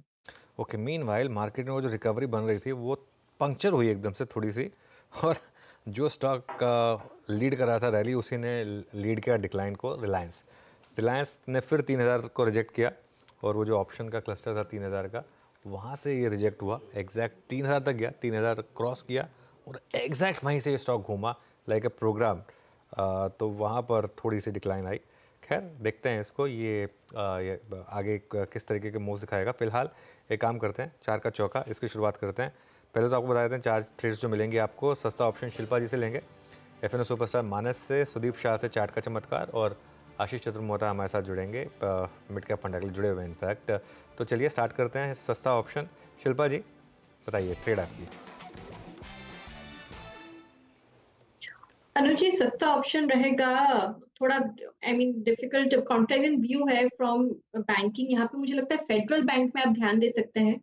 फेडरल बैंक अच्छे ब्रेकआउट पे है, 200 के ऊपर वापस सस्टेन कर रहा है। तो 210 का कॉल ऑप्शन अगस्त सीरीज का, जो रफली अभी 4 रुपए 60 पैसे में ट्रेड कर रहा है, आप इसमें पार्टिसिपेट कर सकते हैं। स्टॉप लॉस 2 रुपए का रखिए। जो पहला टारगेट रहेगा वो रहेगा 8 रुपए का। इसके ऊपर जाता है तो 10.5 से लेके 12 के भी आपको टारगेट्स आते हुए मिलेंगे।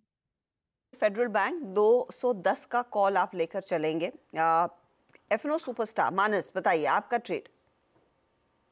देखिए, जो सबसे पहले आज मॉर्निंग में मैंने मार्केट ओपन होने के बाद दिया था टाटा मोटर्स, वही रिकमेंडेशन अभी भी है। उसके तो टारगेट अचीव हो गए, लेकिन जिस तरह का ब्रेकआउट हमने टाटा मोटर्स पे देखा है उसको देख के लग रहा है कि ये रैली यहाँ नहीं थमेगी। इसलिए टाटा मोटर्स के फ्यूचर में खरीदारी करनी है। आपके जो स्टॉप लॉसेज है वो रहेंगे 1079 के, 1079 के स्टॉप लॉस से खरीदारी करेंगे, और 1125 तक के टारगेट्स पॉसिबल है टाटा मोटर्स के अगस्त मंथ के फ्यूचर में। अगर चाहें तो 1100 वाला कॉल ऑप्शन अगस्त मंथ का वो भी ले सकते हैं।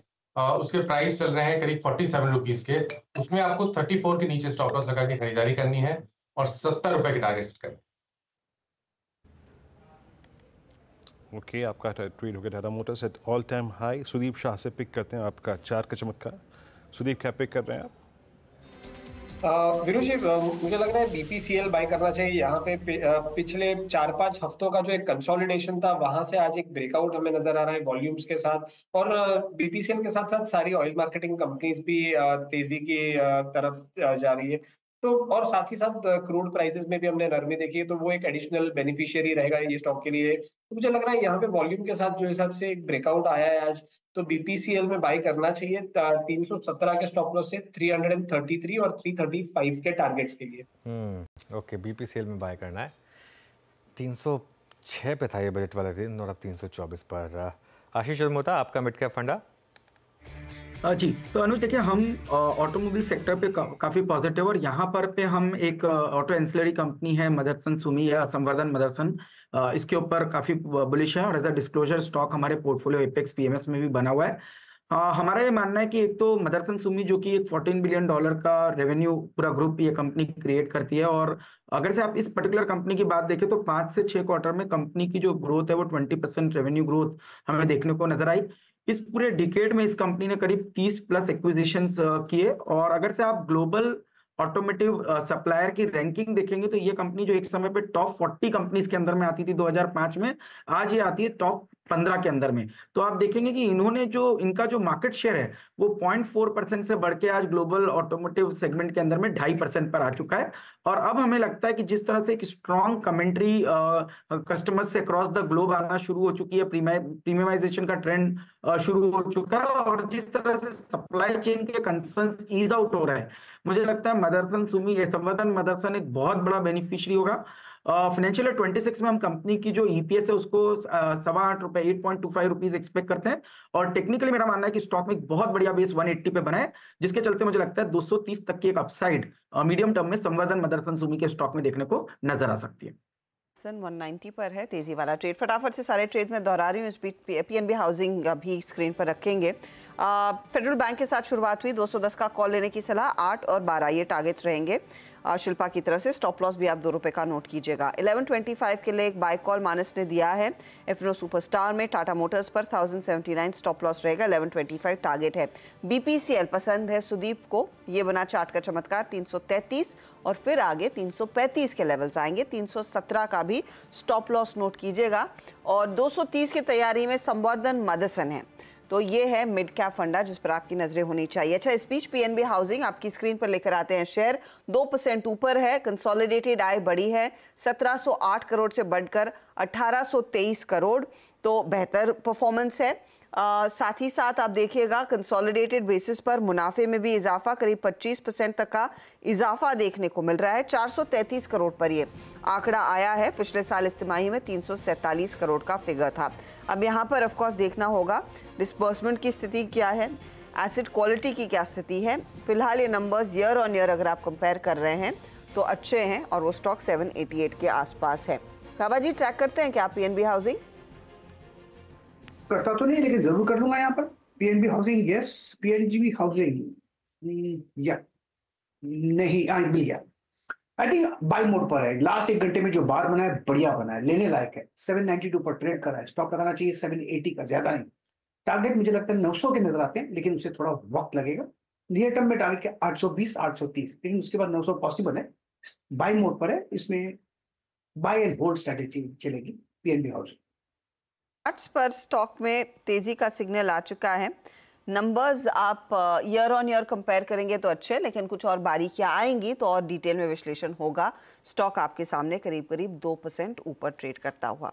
चलिए नतीजों की बात कर रहे हैं तो कल की तैयारी भी आपके लिए कर लेते हैं। यतिन और आशीष एकदम तैयार हैं। कल दरअसल निफ्टी की 4 कंपनियां Cipla, IndusInd bank, power grid, Shriram finance अपने नतीजे घोषित करेंगी। साथ ही वायदे बाजार का फेवरेट ट्रेड इंटरग्लोब एविएशन, इसके अलावा बंधन बैंक समेत कुछ और 5 कंपनियों के नंबर्स आने वाले हैं। तो क्या एक्सपेक्ट कर रहा है नंबर से मार्केट? यतिन और आशीष दोनों को जोड़ लेते हैं।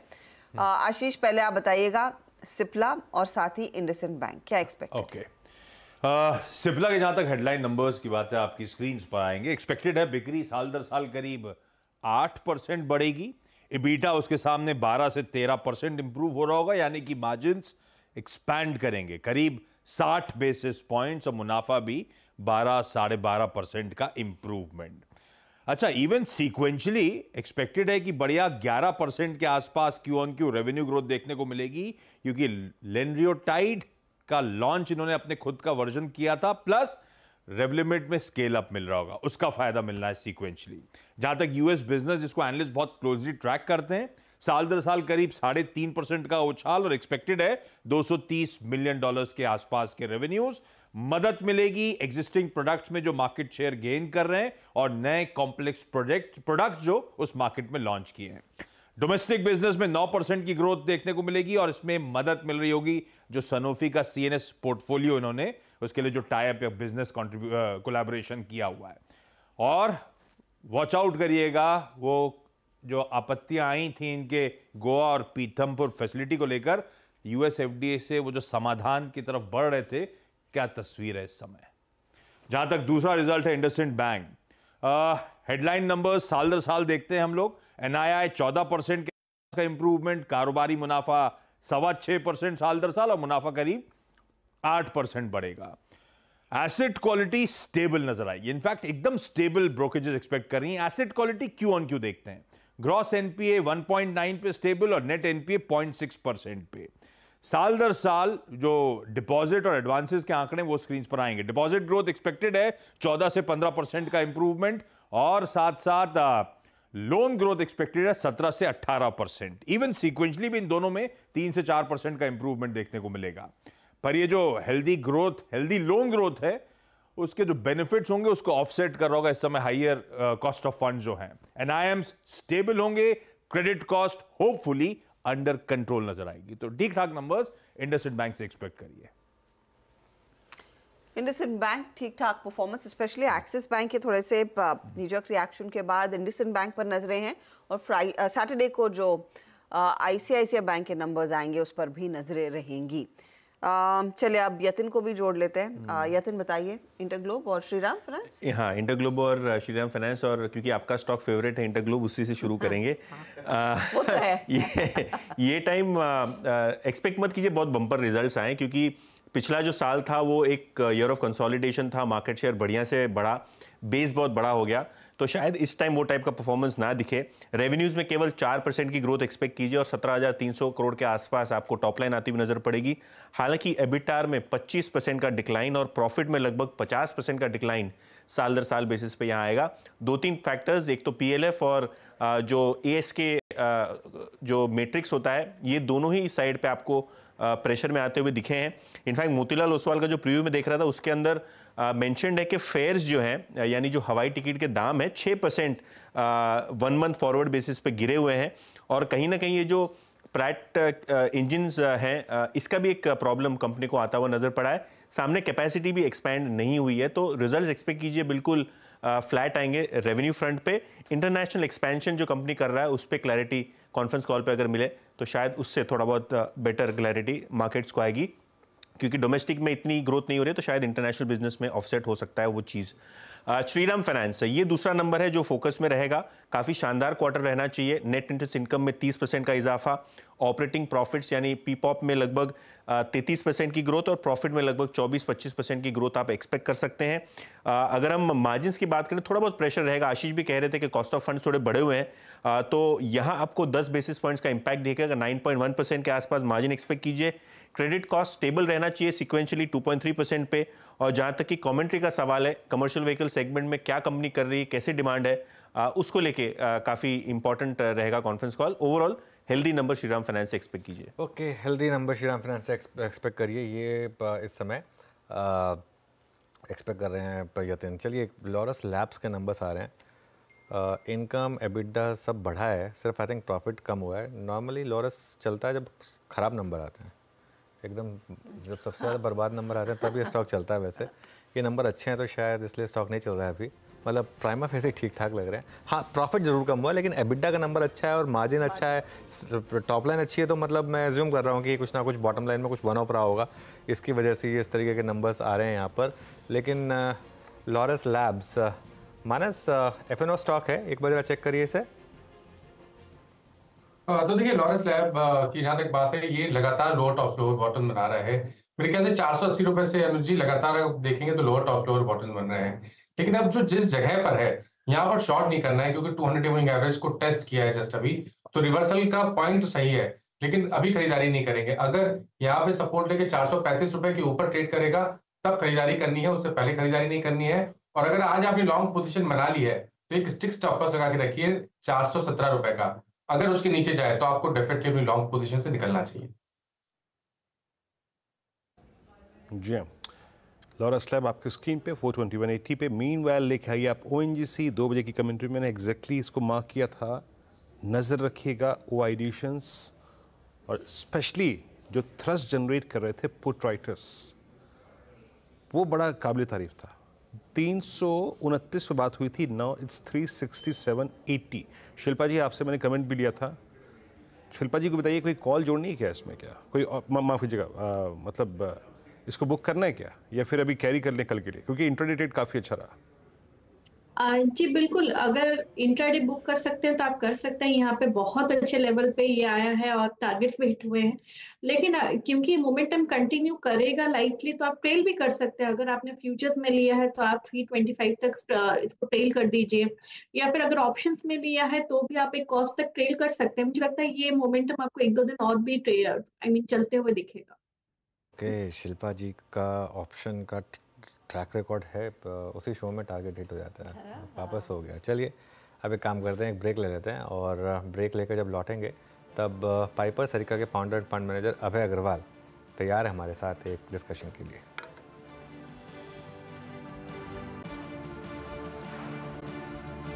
अब बात करते हैं हम पाइपर सरिका के फाउंडर एंड फंड मैनेजर अभय अग्रवाल से। अभय जी, गुड आफ्टरनून। क्या मार्केट अब भूल चुका है उस बजट के ब्लो को और रेडी है आगे मूव ऑन करने के लिए? गुड आफ्टरनून अनुज। या आई थिंक एक कड़ी में देखें तो जो इलेक्शन के पहले की एक थोड़ी कमजोरी थी, थोड़ा इन्वेस्टर्स के मन में अनसर्टेनिटी थी, उसी वही एक्सटेंड हुई बजट के तरफ से। मार्केट का कॉन्स्ट्रक्ट अनुज अभी भी यही है कि हमारे जैसे इन्वेस्टर्स ढूंढ रहे हैं अपॉर्चुनिटीज इन्वेस्ट करने की, बिकॉज एक बिलीफ है इंडिया की लॉन्ग टर्म ग्रोथ स्टोरी में।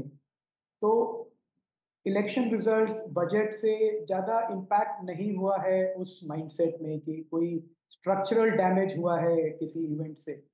और जितनी सर्टेनिटी आती है अनुज, मैंने देखा है कि वो अच्छी रहती है मार्केट के लिए, चाहे इवेंट खराब हो, पर एज लॉन्ग एज सर्टेनिटी आती है तो मार्केट उसको अब्जॉर्ब कर लेता है। मार्केट को डर रहता है अनसर्टेनिटी का। तो अब ये 2 बड़े इवेंट हुए हैं जिनके बाद अब मार्केट हैज रिकनसाइल्ड, और आज भी आपने देखा मार्केट का कॉन्स्ट्रक्ट जो है वो थोड़ा रिकवरी पे ही है। अब आइडियाज ढूंढ रहे हैं लोग, कौन से ऐसे सेक्टर्स हैं जो नहीं चले हैं, कहाँ पे वैल्यू अभी बाकी है। मुश्किल है थोड़ा, क्योंकि मार्केट में काफ़ी सेक्टर्स ओवर वैल्यूड हैं, हाइप्ड अप हैं, पर उसी मुश्किल में से अभी भी इन्वेस्टर्स का मूड तो यही है कि हम कुछ ऐसे इन्वेस्टमेंट आइडियाज ढूंढें जो अगले 3, 4, 5 साल में अच्छा रिटर्न बनाए। तो बजट के बाद आज तक कुछ नया खरीदा है आपने मार्केट के चाल को के मद्देनजर, कंस्ट्रिंग अब तो वरीज नहीं है ना एलटीसीजी की ना एसटीटी की? जी हर्षदा, हम जो पहले सेक्टर्स आइडेंटिफाई किए थे उसी पे फोकस अब और ज़्यादा कर रहे हैं। एक एग्री कमोडिटीज़ और एग्री स्पेस में हमारा काफ़ी फोकस था। और अगेन ये बाय रिकमेंडेशंस नहीं है, पर पब्लिक में है हमारी होल्डिंग। सो हमने स्टॉक्स ऐड किए थे, धानुका, शारदा क्रॉपकेम और यूपीएल जैसे स्टॉक्स जो कि केटर करते हैं एग्री सेक्टर को। तो मुझे लगता है कि वहाँ पे एक प्राइसिंग प्रेशर जो था चाइना डंपिंग का, वो धीरे धीरे कम हो रहा है, धीरे धीरे हो रहा है पर कम हो रहा है। मतलब अब वो डर नहीं है कि वापस फिर से जिस तरह का हमने माहौल देखा प्राइसिंग में वैसा दिखेगा। तो रिकवरी पाथ पे हैं ये कंपनीज। और इंडिया में मुझे लगता है सरकार का जो फोकस है क्रॉप यील्ड एनहांसमेंट में, क्योंकि अब वो चाहते हैं कि जितना भी फार्म आपका हो जिस साइज का भी, उसकी यील्ड बढ़े। सिर्फ एमएसपी बढ़ाने पे डिपेंडेंट ना रहें, पर यील्ड बढ़ाने में फार्मर्स की हेल्प करें। तो ये काफ़ी ज़रूरी चीज़ें हैं जो हेल्प करती हैं फार्मर को। क्रॉप प्रोटेक्शन, फर्टिलाइजर भी एक ऐसा स्पेस है जिसपे हम स्ट्रक्चरली पॉजिटिव हैं अब। दूसरा सेक्टर है हर्षदा, जो मैंने पहले ही बात करी थी, इंश्योरेंस का, जो मुझे लगता है कि काफी टाइम वाइज करेक्शन से निकला है और कंपनीज इस समय बहुत स्ट्रांग है और सरकार का भी अब फोकस रहेगा प्रोटेक्शन प्रोवाइड करने में, और जो थोड़ा जीएसटी के एनॉमलीज हैं उन्हें निकालने में। तो स्टार हेल्थ और आईसीआईसीआई प्रू लाइफ जैसी कंपनी जो हमने ऐड करी थी वो ऑलरेडी अच्छा कर रही है मार्केट में, और मेरी उम्मीद है कि ये दोनों सेक्टर जो है एग्री और इंश्योरेंस, ये दोनों आउट परफॉर्म करेंगे मार्केट को ओवर 1 to 2 years। एक बार एक्टर साहब क्रूड रखिएगा स्क्रीन पे, ब्रेंट क्रूड। अभय जी, जुलाई में सबसे ज़्यादा सिंक कोई अगर आप देखें कमोडिटीज़ में देखा गया तो वो है क्रूड। ऑलमोस्ट 87.34 की ट्रैजेक्टरी से अब इट्स ऑलमोस्ट 79.67 है। आप तमाम इस एनर्जी स्पेस को देखिए, मैं अपने स्क्रीन पे देख रहा हूँ BPCL, HPCL at day high, almost ये अपने वो जो फैब हाइज हैं उसको रिविजिट करता हुआ। इनफैक्ट ONGC भी अगर आप देखें अपने ऑल टाइम हाई पे। ये एनर्जी बास्केट में आपके निगाह में गया है कुछ, क्या ऐड किया आप लोगों ने इस बास्केट में? वेरी इंटरेस्टिंग विदेंद्र, आपने पूछा। ये एक बहुत ही बड़ा अपॉर्चुनिटी स्पेस है मुझे लगता है, क्योंकि इसमें एक तो सरकार का फोकस है एनर्जी एफिशिएंसी पे, और ये जो पूरा एक प्राइस करेक्शन है इंटरनेशनल क्रूड में, और मुझे लगता है कि ये सिर्फ 1-2 दिन की बात नहीं है, ये रहेगा प्रेशर इंटरनेशनल क्रूड प्राइसेस पे। तो मुझे लगता है कि ये एक अच्छा स्पेस है, इन्वेस्टर्स को डेफिनेटली देखते रहना चाहिए। बिल्कुल एनर्जी स्पेस में खैर अच्छे मूव आ रहे हैं। By the way, Laurus labs की बात हुई थी, एक बार चार्ट देखिए स्टॉक का, ऑलमोस्ट हर क्वार्टर सेम पैटर्न, और पहले स्टॉक काफ़ी गिर जाता है नंबर से पहले, और फिर नंबर के बाद एक अच्छी रिकवरी आती है इसमें। आज फिर लोअर लेवल से अच्छी रिकवरी। ये स्टॉक 482 पर था 10 जुलाई को, 482 से करेक्ट हुआ, और आज exactly 200 day moving average, exact आज का लो on the dot 200 day moving average, वहाँ से बाउंस बैक करके ये स्टॉक अब ऊपर आता हुआ।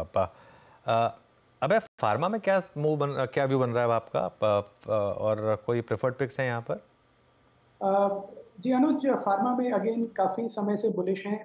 मेरे ख्याल से साल भर से हम देख रहे हैं डेटा जो इम्प्रूव हो रहा है कंपनीज के फेवर में। हमारे जो पिक्स हैं पोर्टफोलियो में वो हैं दिवीज और डॉक्टर रेड्डीज।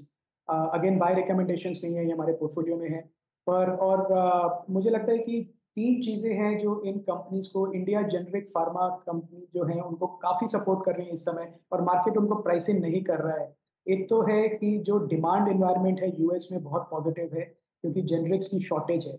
दूसरा, एक इनकी जो प्रोडक्ट पाइपलाइन है वो बहुत स्ट्रांग है। मैंने इतनी स्ट्रांग प्रोडक्ट पाइपलाइन लॉन्चेस की कभी नहीं देखी पिछले 10 साल में इंडियन फार्मा कंपनीज की। डॉक्टर रेड्डीज की जैसे मैं बात करूं, 150 प्रोडक्ट्स हैं जो पाइपलाइन में। और तीसरा है जो एफडीए का जो अभी पर्सपेक्टिव है, यूएस एफडीए का, जो काफी नेगेटिव होता था इंडियन मैन्युफैक्चरर्स के लिए, इस समय थोड़ा फ्रेंडली मैं कहूंगा। मतलब रेगुलेटर है तो फ्रेंडली नहीं हो सकते हैं, पर एक कोलैबोरेशन का एटीट्यूड है। इस समय वो आते हैं इंस्पेक्शन के लिए, तो हमने देखा है कि अब वो नेगेटिव वार्निंग्स देके या प्लांट बंद करने की धमकी देके नहीं जाते हैं। अब वो एक लिस्ट देके जाते हैं कि आपको ये इम्प्रूवमेंट करना है और उतना कर लीजिए, और वो कंपनीज कर लेती हैं। तो एक जो यूएस एफडीए का डर था कि ये प्लांट बंद कर देंगे और सडनली बिजनेस जीरो हो जाएगा, वो निकल गया है सिस्टम से। तो मेरे को लगता है कि ये जो Indian large cap pharma space है जो एक्सपोर्ट करते हैं जेनरिक्स और नए प्रोडक्ट लॉन्चेस कर रहे हैं, ये काफी स्वीट स्पॉट है अगले साल 1.5 साल की। इनफैक्ट एक मैं रिपोर्ट पढ़ भी रही थी कि यूएस ऑफ कोर्स बाकी सभी इकोनॉमीज में भारत को प्रेफर करेगा अगले 5-10 सालों में अपने कॉन्ट्रैक्ट मैन्युफैक्चरिंग के लिए, सीडीएमओ बिजनेस के लिए, तो वो फ्लो आता हुआ दिखाई देगा। एक इस पूरे मार्केट में जहां पर डे लो से एक डिसेंट रिकवरी देखने को मिली है, बैंक्स का पार्टिसिपेशन नहीं है। अब आज तो ऑफ कोर्स एक्सिस बैंक ने निराश किया है क्योंकि वहां पर स्लिपेजेस बड़े हैं, एसेट क्वालिटी भी थोड़ी सी नरम पड़ती हुई दिखाई दे रही है। ये क्या एक दिक्कत साबित हो सकती है? बाकी निजी बैंकों से भी इंडसइंड के नंबर्स आना बाकी है, आईसीआईसीआई के नंबर्स आना बाकी हैं। हर्षदा, ये मुझे समझ आता है कि मार्केट की क्या एक्सपेक्टेशन है बैंकिंग और फाइनेंशियल सेक्टर से, क्योंकि जितना भी आप डेटा देख लीजिए सारा पब्लिक डोमेन में है। वो क्लियर है कि जो एक सस्ता कासा डिपॉजिट आता था इनके पास, वो बहुत प्रेशर में है। फाइनेंशियलाइजेशन हो रहा है सेविंग्स का, जो लोग फाइनेंशियलाइजेशन की बात करते थे कि रियल एस्टेट से पैसा निकल के स्टॉक मार्केट में आएगा, गोल्ड बुलियन से निकल के स्टॉक मार्केट में आएगा, वो ये भूल गए कि एफडी से भी निकल के, सेविंग्स अकाउंट से निकल के भी मार्केट में आएगा, और वो हो रहा है। तो जो हम देख रहे हैं कि स्टॉक मार्केट में पार्टिसिपेशन है रिटेल इन्वेस्टर्स का, जो नए डीमैट अकाउंट्स खुल रहे हैं, नए म्यूचुअल फंड पोर्टफोलियोज खुल रहे हैं, वो पैसा कहाँ से आ रहा है? वो डिपॉजिट और सेविंग अकाउंट से भी आ रहा है, और ये एक प्रॉब्लम है जो बैंकिंग सेक्टर को इससे निपटना पड़ेगा। जो एक समय था कि सस्ते में डिपॉजिट लेके और आप उसको महंगे में लोन दे दीजिए, उन दोनों जगह पे प्रेशर है। कॉस्ट ऑफ डिपॉजिट बढ़ रहा है, एक्सपेंस रेशियोज बढ़ रहे हैं क्योंकि रेंटल सैलरीज बढ़ रही हैं, चर्न है एम्प्लॉयज में,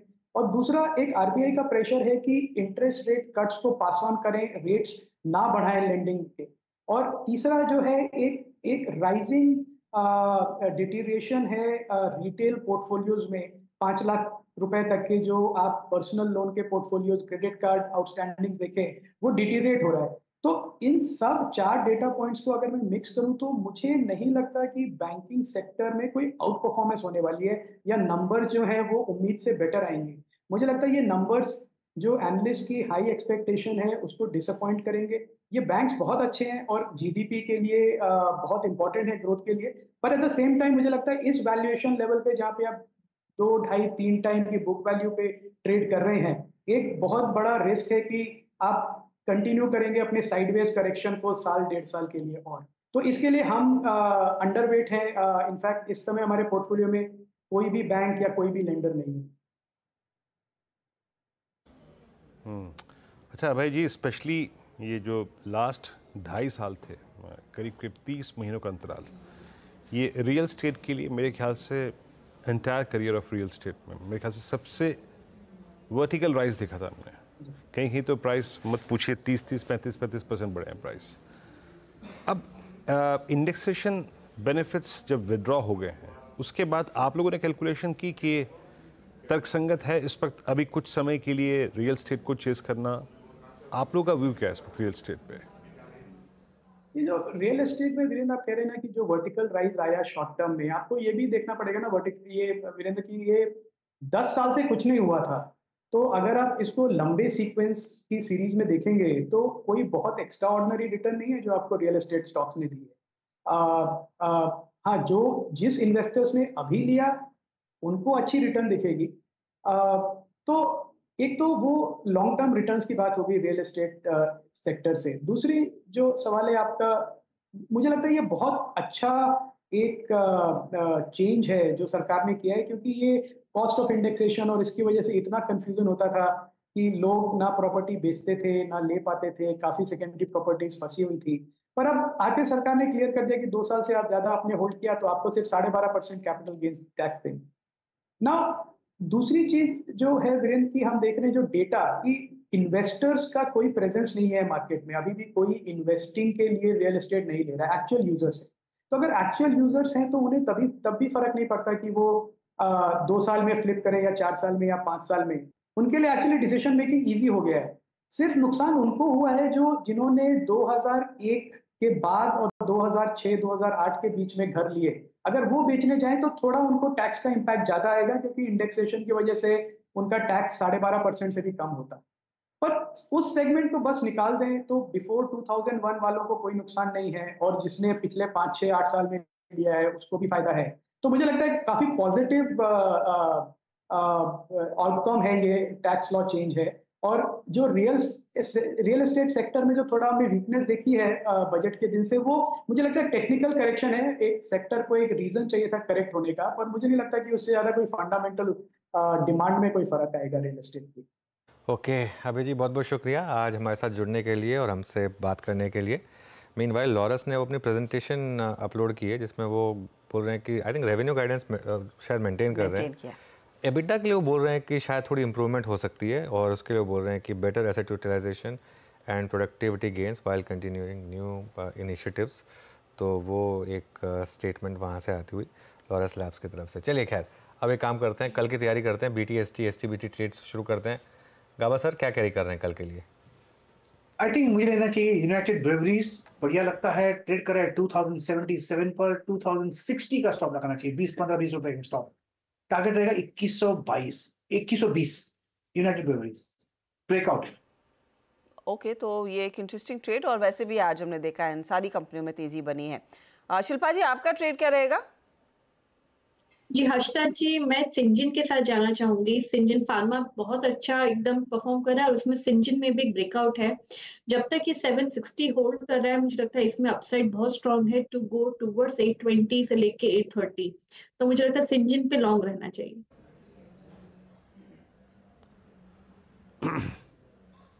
ओके, पहले यूबीएल, उसके बाद सिंजन। तीसरा ट्रेड क्या होगा, पिक करते हैं। मानस जी, क्या पिक कर रहे हैं?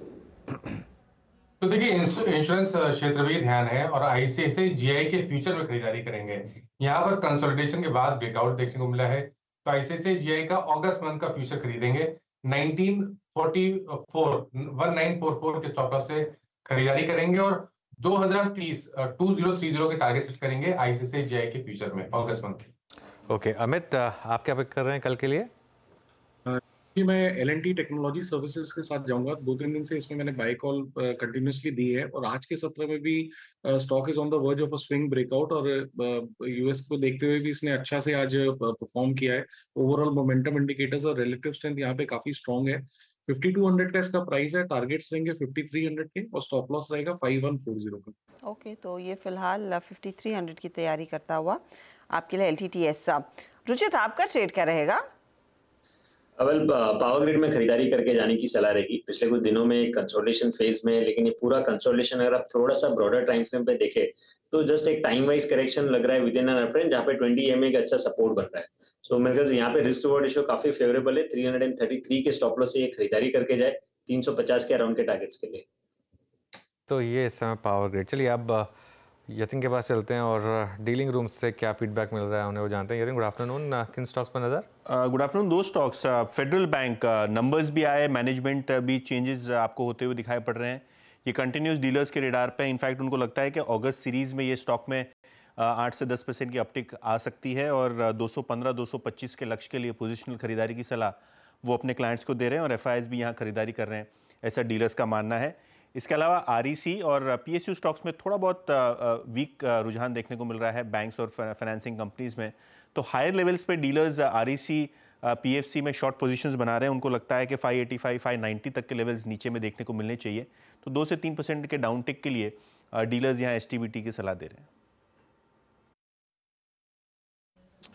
ओके, शुक्रिया यतिन। डीलर्स की आई थिंक इस वक्त प्रेफर्ड लिस्ट में कौन कौन से स्टॉक्स हो आपके स्क्रीन पे? REC एक बार फिर में अपीयर होता हुआ और फेडरल बैंक 204.76 मेरे ख्याल से करियर हाई की ट्रैजेक्टरी के आसपास क्लोज होगा।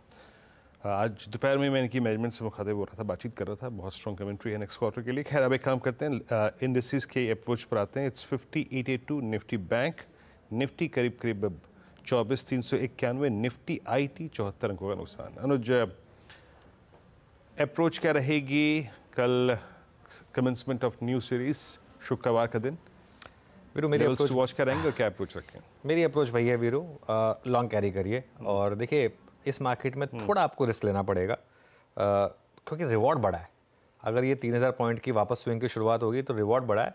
आपका स्टॉप लॉस क्या है? अगर आप कंजर्वेटिव ट्रेडर हैं तो आज का लो 24,210, और अगर आप एक अग्रेसिव ट्रेडर हैं तो बजट डे लो 24,070 वाला जो लो था वो। बेसिकली क्योंकि मामला वही है सारा का सारा कि मार्केट का मैसेज क्या है। मार्केट का मैसेज ये है कि हम डे हाई पर बंद हो रहे हैं और मार्केट का मैसेज क्लियर है कि मार्केट गिरने को तैयार नहीं है। फ्रैंकली जो मार्केट ने झेला है पिछले 3 दिन में, चाहे लोकल क्यूज़ हो चाहे ग्लोबल क्यूज़ हो, अगर ये वीक मार्केट होती है ना, अब तक 24,000 छोड़िए, अब तक 23,500 पहुँच चुकी होती। ये मार्केट 24,000 भी जाने को तैयार नहीं है। 24,074 बजट वाला लो था और उसके बाद आज का लो देखिए 24,210। आज सुबह एक समय तो ऐसा लग रहा था 250 पॉइंट का गैप डाउन होगा। वो एक तो पहले वही गैप डाउन नहीं हुआ, उसके बाद मार्केट ने पूरा रिकवर कर लिया। तो ऐसी मार्केट में जहां मैसेज इतना क्लियर हो, हमेशा उसको रिस्पेक्ट करें। और मोस्टली आप चार्ट देखिए मार्केट का, निफ्टी डे हाई पर बंद हो रहा है। शुरुआत कहीं भी कर रहा हो, डे हाई पर बंद हो रहा है। ये अपने आप में एक इंपॉर्टेंट चीज़ है। जैसा मैं कह रहा हूँ, अगर आप कंजर्वेटिव हैं तो आज का लो स्टॉप लॉस लगा लें 24,210 का। अगर आप अग्रेसिव हैं तो बजट डे लो, क्योंकि आपके टारगेट यहाँ पर बड़े हैं। 26,000, 26,500, 27,000 तक के टारगेट हैं अब अगले 3 महीने में। निफ्टी में कुछ साइडवेज कंसोलिडेशन के बाद नॉर्मली 3,000 पॉइंट का एक्सपेंशन आता है। तो इसके लिए बैंक निफ्टी से दूर रहें, लेकिन व्यू मेरा जो है वो निफ्टी पर है। लगातार मैं ये बात कह रहा हूँ कि निफ्टी में कैरी करना है, बैंक निफ्टी में नहीं करना है। जी तो दूरियां बनाए रखिए इस वक्त निफ्टी बैंक से। निफ्टी आपकी स्क्रीन पे 24,397। और एक काम करते हैं, अब एक बार मार्केट ब्रेथ देखें, बट मार्केट ब्रेथ मेरे ख्याल से आज बहुत काम करेगी नहीं, क्योंकि ये डेटा जो है ना वो थोड़ा सा कंफ्यूज करेगा आपको। बहरहाल मैं लौटूंगा एक बार फिर से फेडरल बैंक पे। फेडरल बैंक 204.95 डे हाई पर, ऑल टाइम हाई पर। और एक बार जरा मानस इस पर अपना व्यू दीजिएगा 204.95, क्योंकि मतलब जिस दिन वो आई थिंक ओपनिंग हुई थी नंबर्स के बाद की, उसके बाद सिंक हुआ, लेकिन 10 डेमा की ट्रजेक्टरी को नहीं तोड़ा। अब इसकी चैनल कौन सी खुल रही है मानस, कहाँ का टारगेट रखते हैं आप पोजिशनली इसका? देखिए क्लियर कट ब्रेकआउट है वीकली चार्ट पे, ट्रेंड पहले से पॉजिटिव है, हाई टॉप्स हाई बॉटम्स का। मेरे ख्याल से 220 की तैयारी हो गई है, तो करंट लेवल्स पे एक पोजीशन ट्रेड लेना बेहतर रहेगा। करंट लेवल्स पे खरीदारी करिए 198 के स्टॉप लॉस से 220 के टारगेट के लिए। और ये तो 205 वाला कॉल ऑप्शन अगस्त मंथ का आप वो ले सकते हैं। 205 के जो कॉल ऑप्शन अगस्त मंथ का है वो ट्रेड हो रहा है 6 रुपए 90 पैसे पे। उस ऑप्शन में इस पूरे मंथ के लिए खरीदारी करिए, 3 रुपए का स्टॉप लॉस लगाइए। मेरे ख्याल से यहाँ पर आपको 15 से 20 रुपए तक के टारगेट देखने को मिल सकते हैं। जी ऑल टाइम हाई पे फेडरल बैंक, आज ऑल टाइम हाई पे क्या जा रहा है? ONGC eight all time high, OMC is not exactly at all time high, लेकिन याद रखिएगा BPCL HPCL में जो ये चार्ट्स को आई थिंक जिस प्रकार के क्रूड के हालात हैं उस अगर इम्प्रेशन में देखूँ ना, तो ये टिपिकल फ्लैग बन रहे हैं BPCL पे भी और HPCL पे भी। शिल्पा जी ये बात कहनी गलत तो नहीं होगी ना? ये टिपिकल फ्लैग्स हैं, और आई थिंक ये जो फ्लैग है वो ऑलमोस्ट फरवरी से इसकी मेकिंग शुरू हो गई थी। आप इन दोनों में से क्या प्रेफर करेंगे? अगर मैं आपको कहूं कि ONGC पे अपना कमेंट दिया ही था, लेकिन एक OMC को अगर कैरी करना है कल के लिए, तो वो क्या होगी? अगर वीरेंद्र जी कैरी करने का बात है तो मैं BPCL पे ज्यादा बेट करूंगी 320 के ऊपर। अगेन एक ब्रेकआउट है तो अगेन रिस्क रिवॉर्ड बहुत फेवरेबल हो जाता है। आप 318 का स्टॉप लॉस रखिए। यहाँ पे मुझे लगता है BPCL आपको टूवर्ड्स 345 से लेके 360 के लिए आपको एक लेवल्स के लिए अप्रोच ले रहा है, तो मुझे लगता है BPCL पे लॉन्ग रहना चाहिए। BPCL एक बाय साइड का ट्रेड, इस पर इनफैक्ट हम चारका चौका में भी कुछ देर पहले चर्चा वैसे भी कर रहे थे। ICICI लोम्बार्ड स्क्रीन पर रखते हैं, क्योंकि यहाँ पर एक बहुत इंटरेस्टिंग मूव आ चुका है। देखिए रोलो की पोजीशन स्ट्रॉन्ग है, 3% के गेन्स पर यहाँ पर ये स्टॉक आज का दिन क्लोज करता हुआ दिखाई दे रहा है, और डे लो से एक बहुत शानदार रिकवरी 1886 तक पहुंचा था, और वहां से आप गौर करिएगा तो बहुत सॉलिड मूव देखने को मिला है। मानस ने इनफैक्ट इस पर एक बाय कॉल दिया है। मानस, एक लॉन्गर टर्म ट्रैजेक्टरी के लिए क्या ये स्टॉक 2000-2100 एंड बियॉन्ड के लेवल्स की तैयारी करता हुआ दिखाई दे रहा है? क्या उतनी विजिबिलिटी है जब आप वो बाय रिकमेंडेशन दे रहे हैं? तो बिल्कुल है। देखिए यहाँ पर एक करीब 6-7 दिनों का कंसोलिडेशन हुआ है, उसके बाद हमें ब्रेकआउट देखने को मिला है।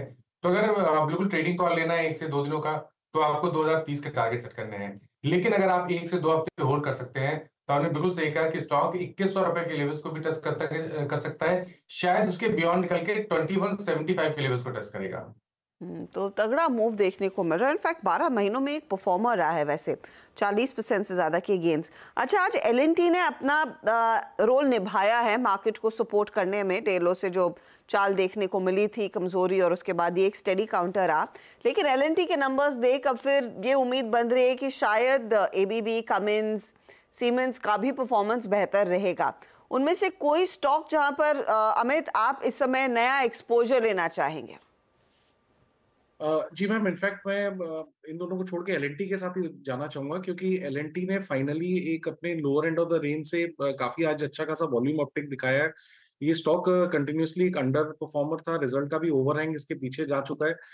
इमीडिएट टारगेट्स मेरे को इसके 3700 के लगते हैं, और अगर एक बार 3700 क्रॉस होता है तो फाइनली एक यहाँ पे कंसोलिडेशन बड़ा ब्रेकआउट आएगा। तो L&T बाय करें। 3622 का स्टॉप लॉस, सॉरी प्राइस है, 3590 का stop loss and targets of 3700।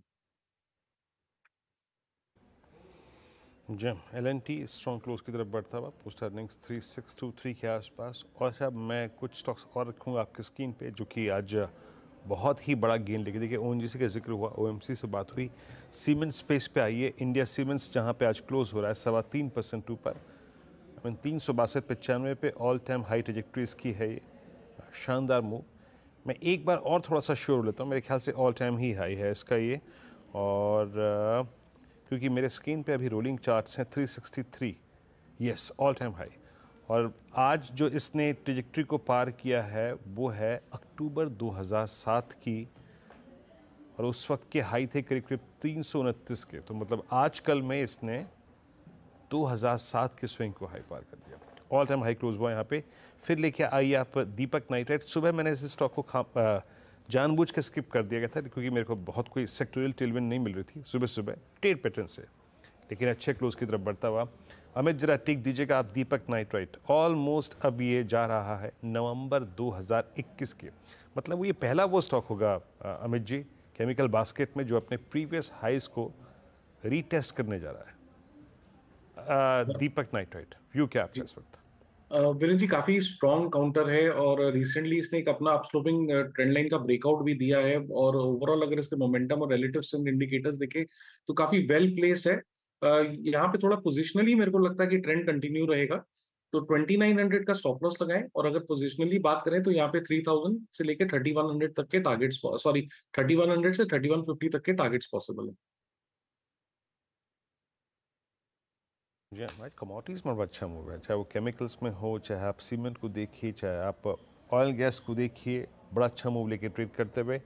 Along with pharma और पेट्रोनेट जो अर्निंग्स के बाद कल परसों में काफ़ी अच्छा शूटअप हुआ था, आज करीब करीब 365 पे, ये भी अपनी करियर हाई पे।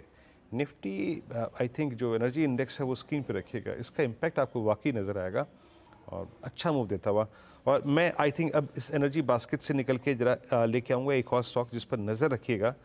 मेरे ख्याल से डेली चार्ट पे कोई बहुत बड़ा कुछ तो इसने नहीं किया है, बट मेरी स्क्रीन पे पिछले लगभग 10 मिनटों से बार बार अपीयर हो रहा है, and that's I think ABFRL।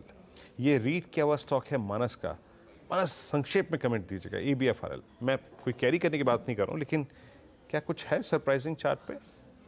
बिल्कुल है। देखिए कल ही रिवर्सल देखने को मिला था, और डिस्क्लोजर है कि हमने अपने क्लाइंट को भी रिकमेंडेशन दिया हुआ है, तो यहाँ पर खरीदारी करने की राय अभी भी रहेगी। मेरे ख्याल से जो 330 का कॉल ऑप्शन है ABFRL का, वहां पर आप खरीदारी कर सकते हैं। 8 रुपए का स्टॉप लॉस लगा के खरीदारी करिए। इस ऑप्शन में 20 रुपए तक के टारगेट्स पॉसिबल है। ओके, मीनवाइल निफ्टी की क्लोजिंग आज बहुत इंटरेस्टिंग होने वाली है। ऐसा लग रहा है कि 0.00 पर बंद होने की तैयारी हो रही है। 24,412 के आसपास।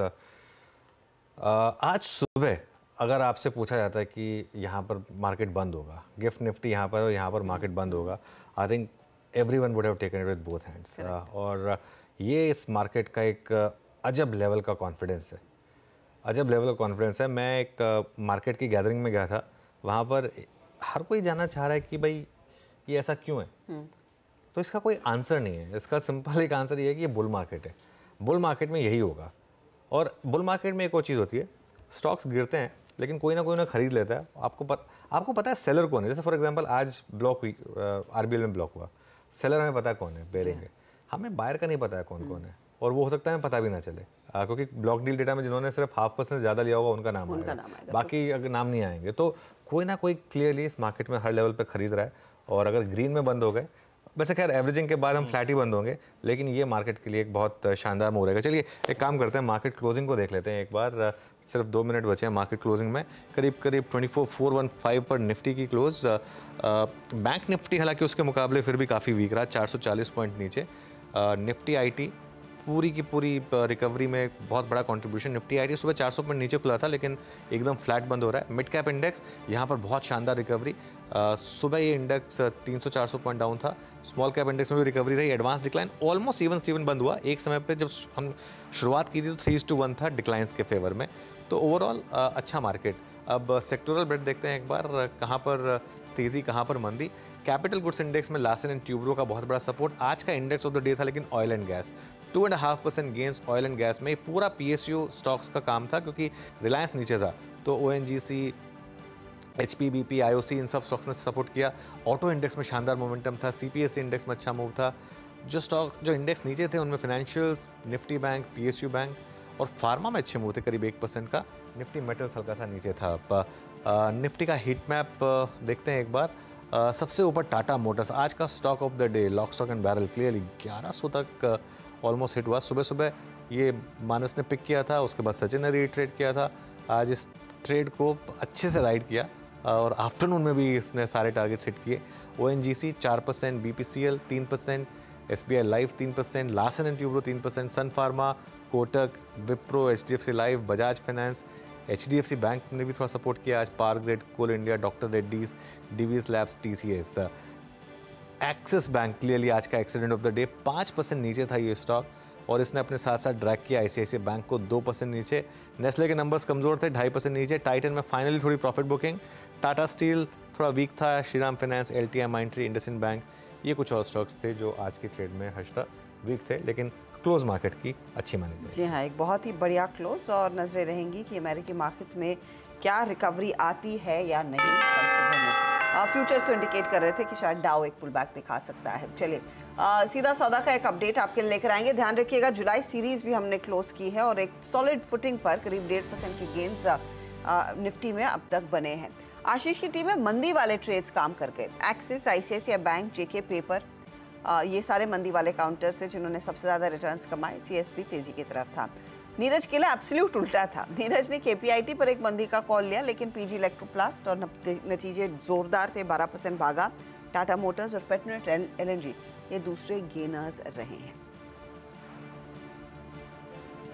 जय, तो इसी के साथ अंत भी हो गया गुरुवार के दिन इस जुलाई की सीरीज का। कल से कमेंसमेंट ऑफ न्यू सीरीज, अगस्त की सीरीज का, और साथ ही साथ शुक्रवार, जी हाँ, इस उठा फटक से भरे थका देने वाले हफ्ते का कल अंत होगा शुक्रवार मॉर्निंग कॉल में, और मुनाफे की तैयारी में फिर हम मुलाकात करेंगे आपसे। मैं अनुज, हर्षदा, नीरज और आशीष। तब तक के लिए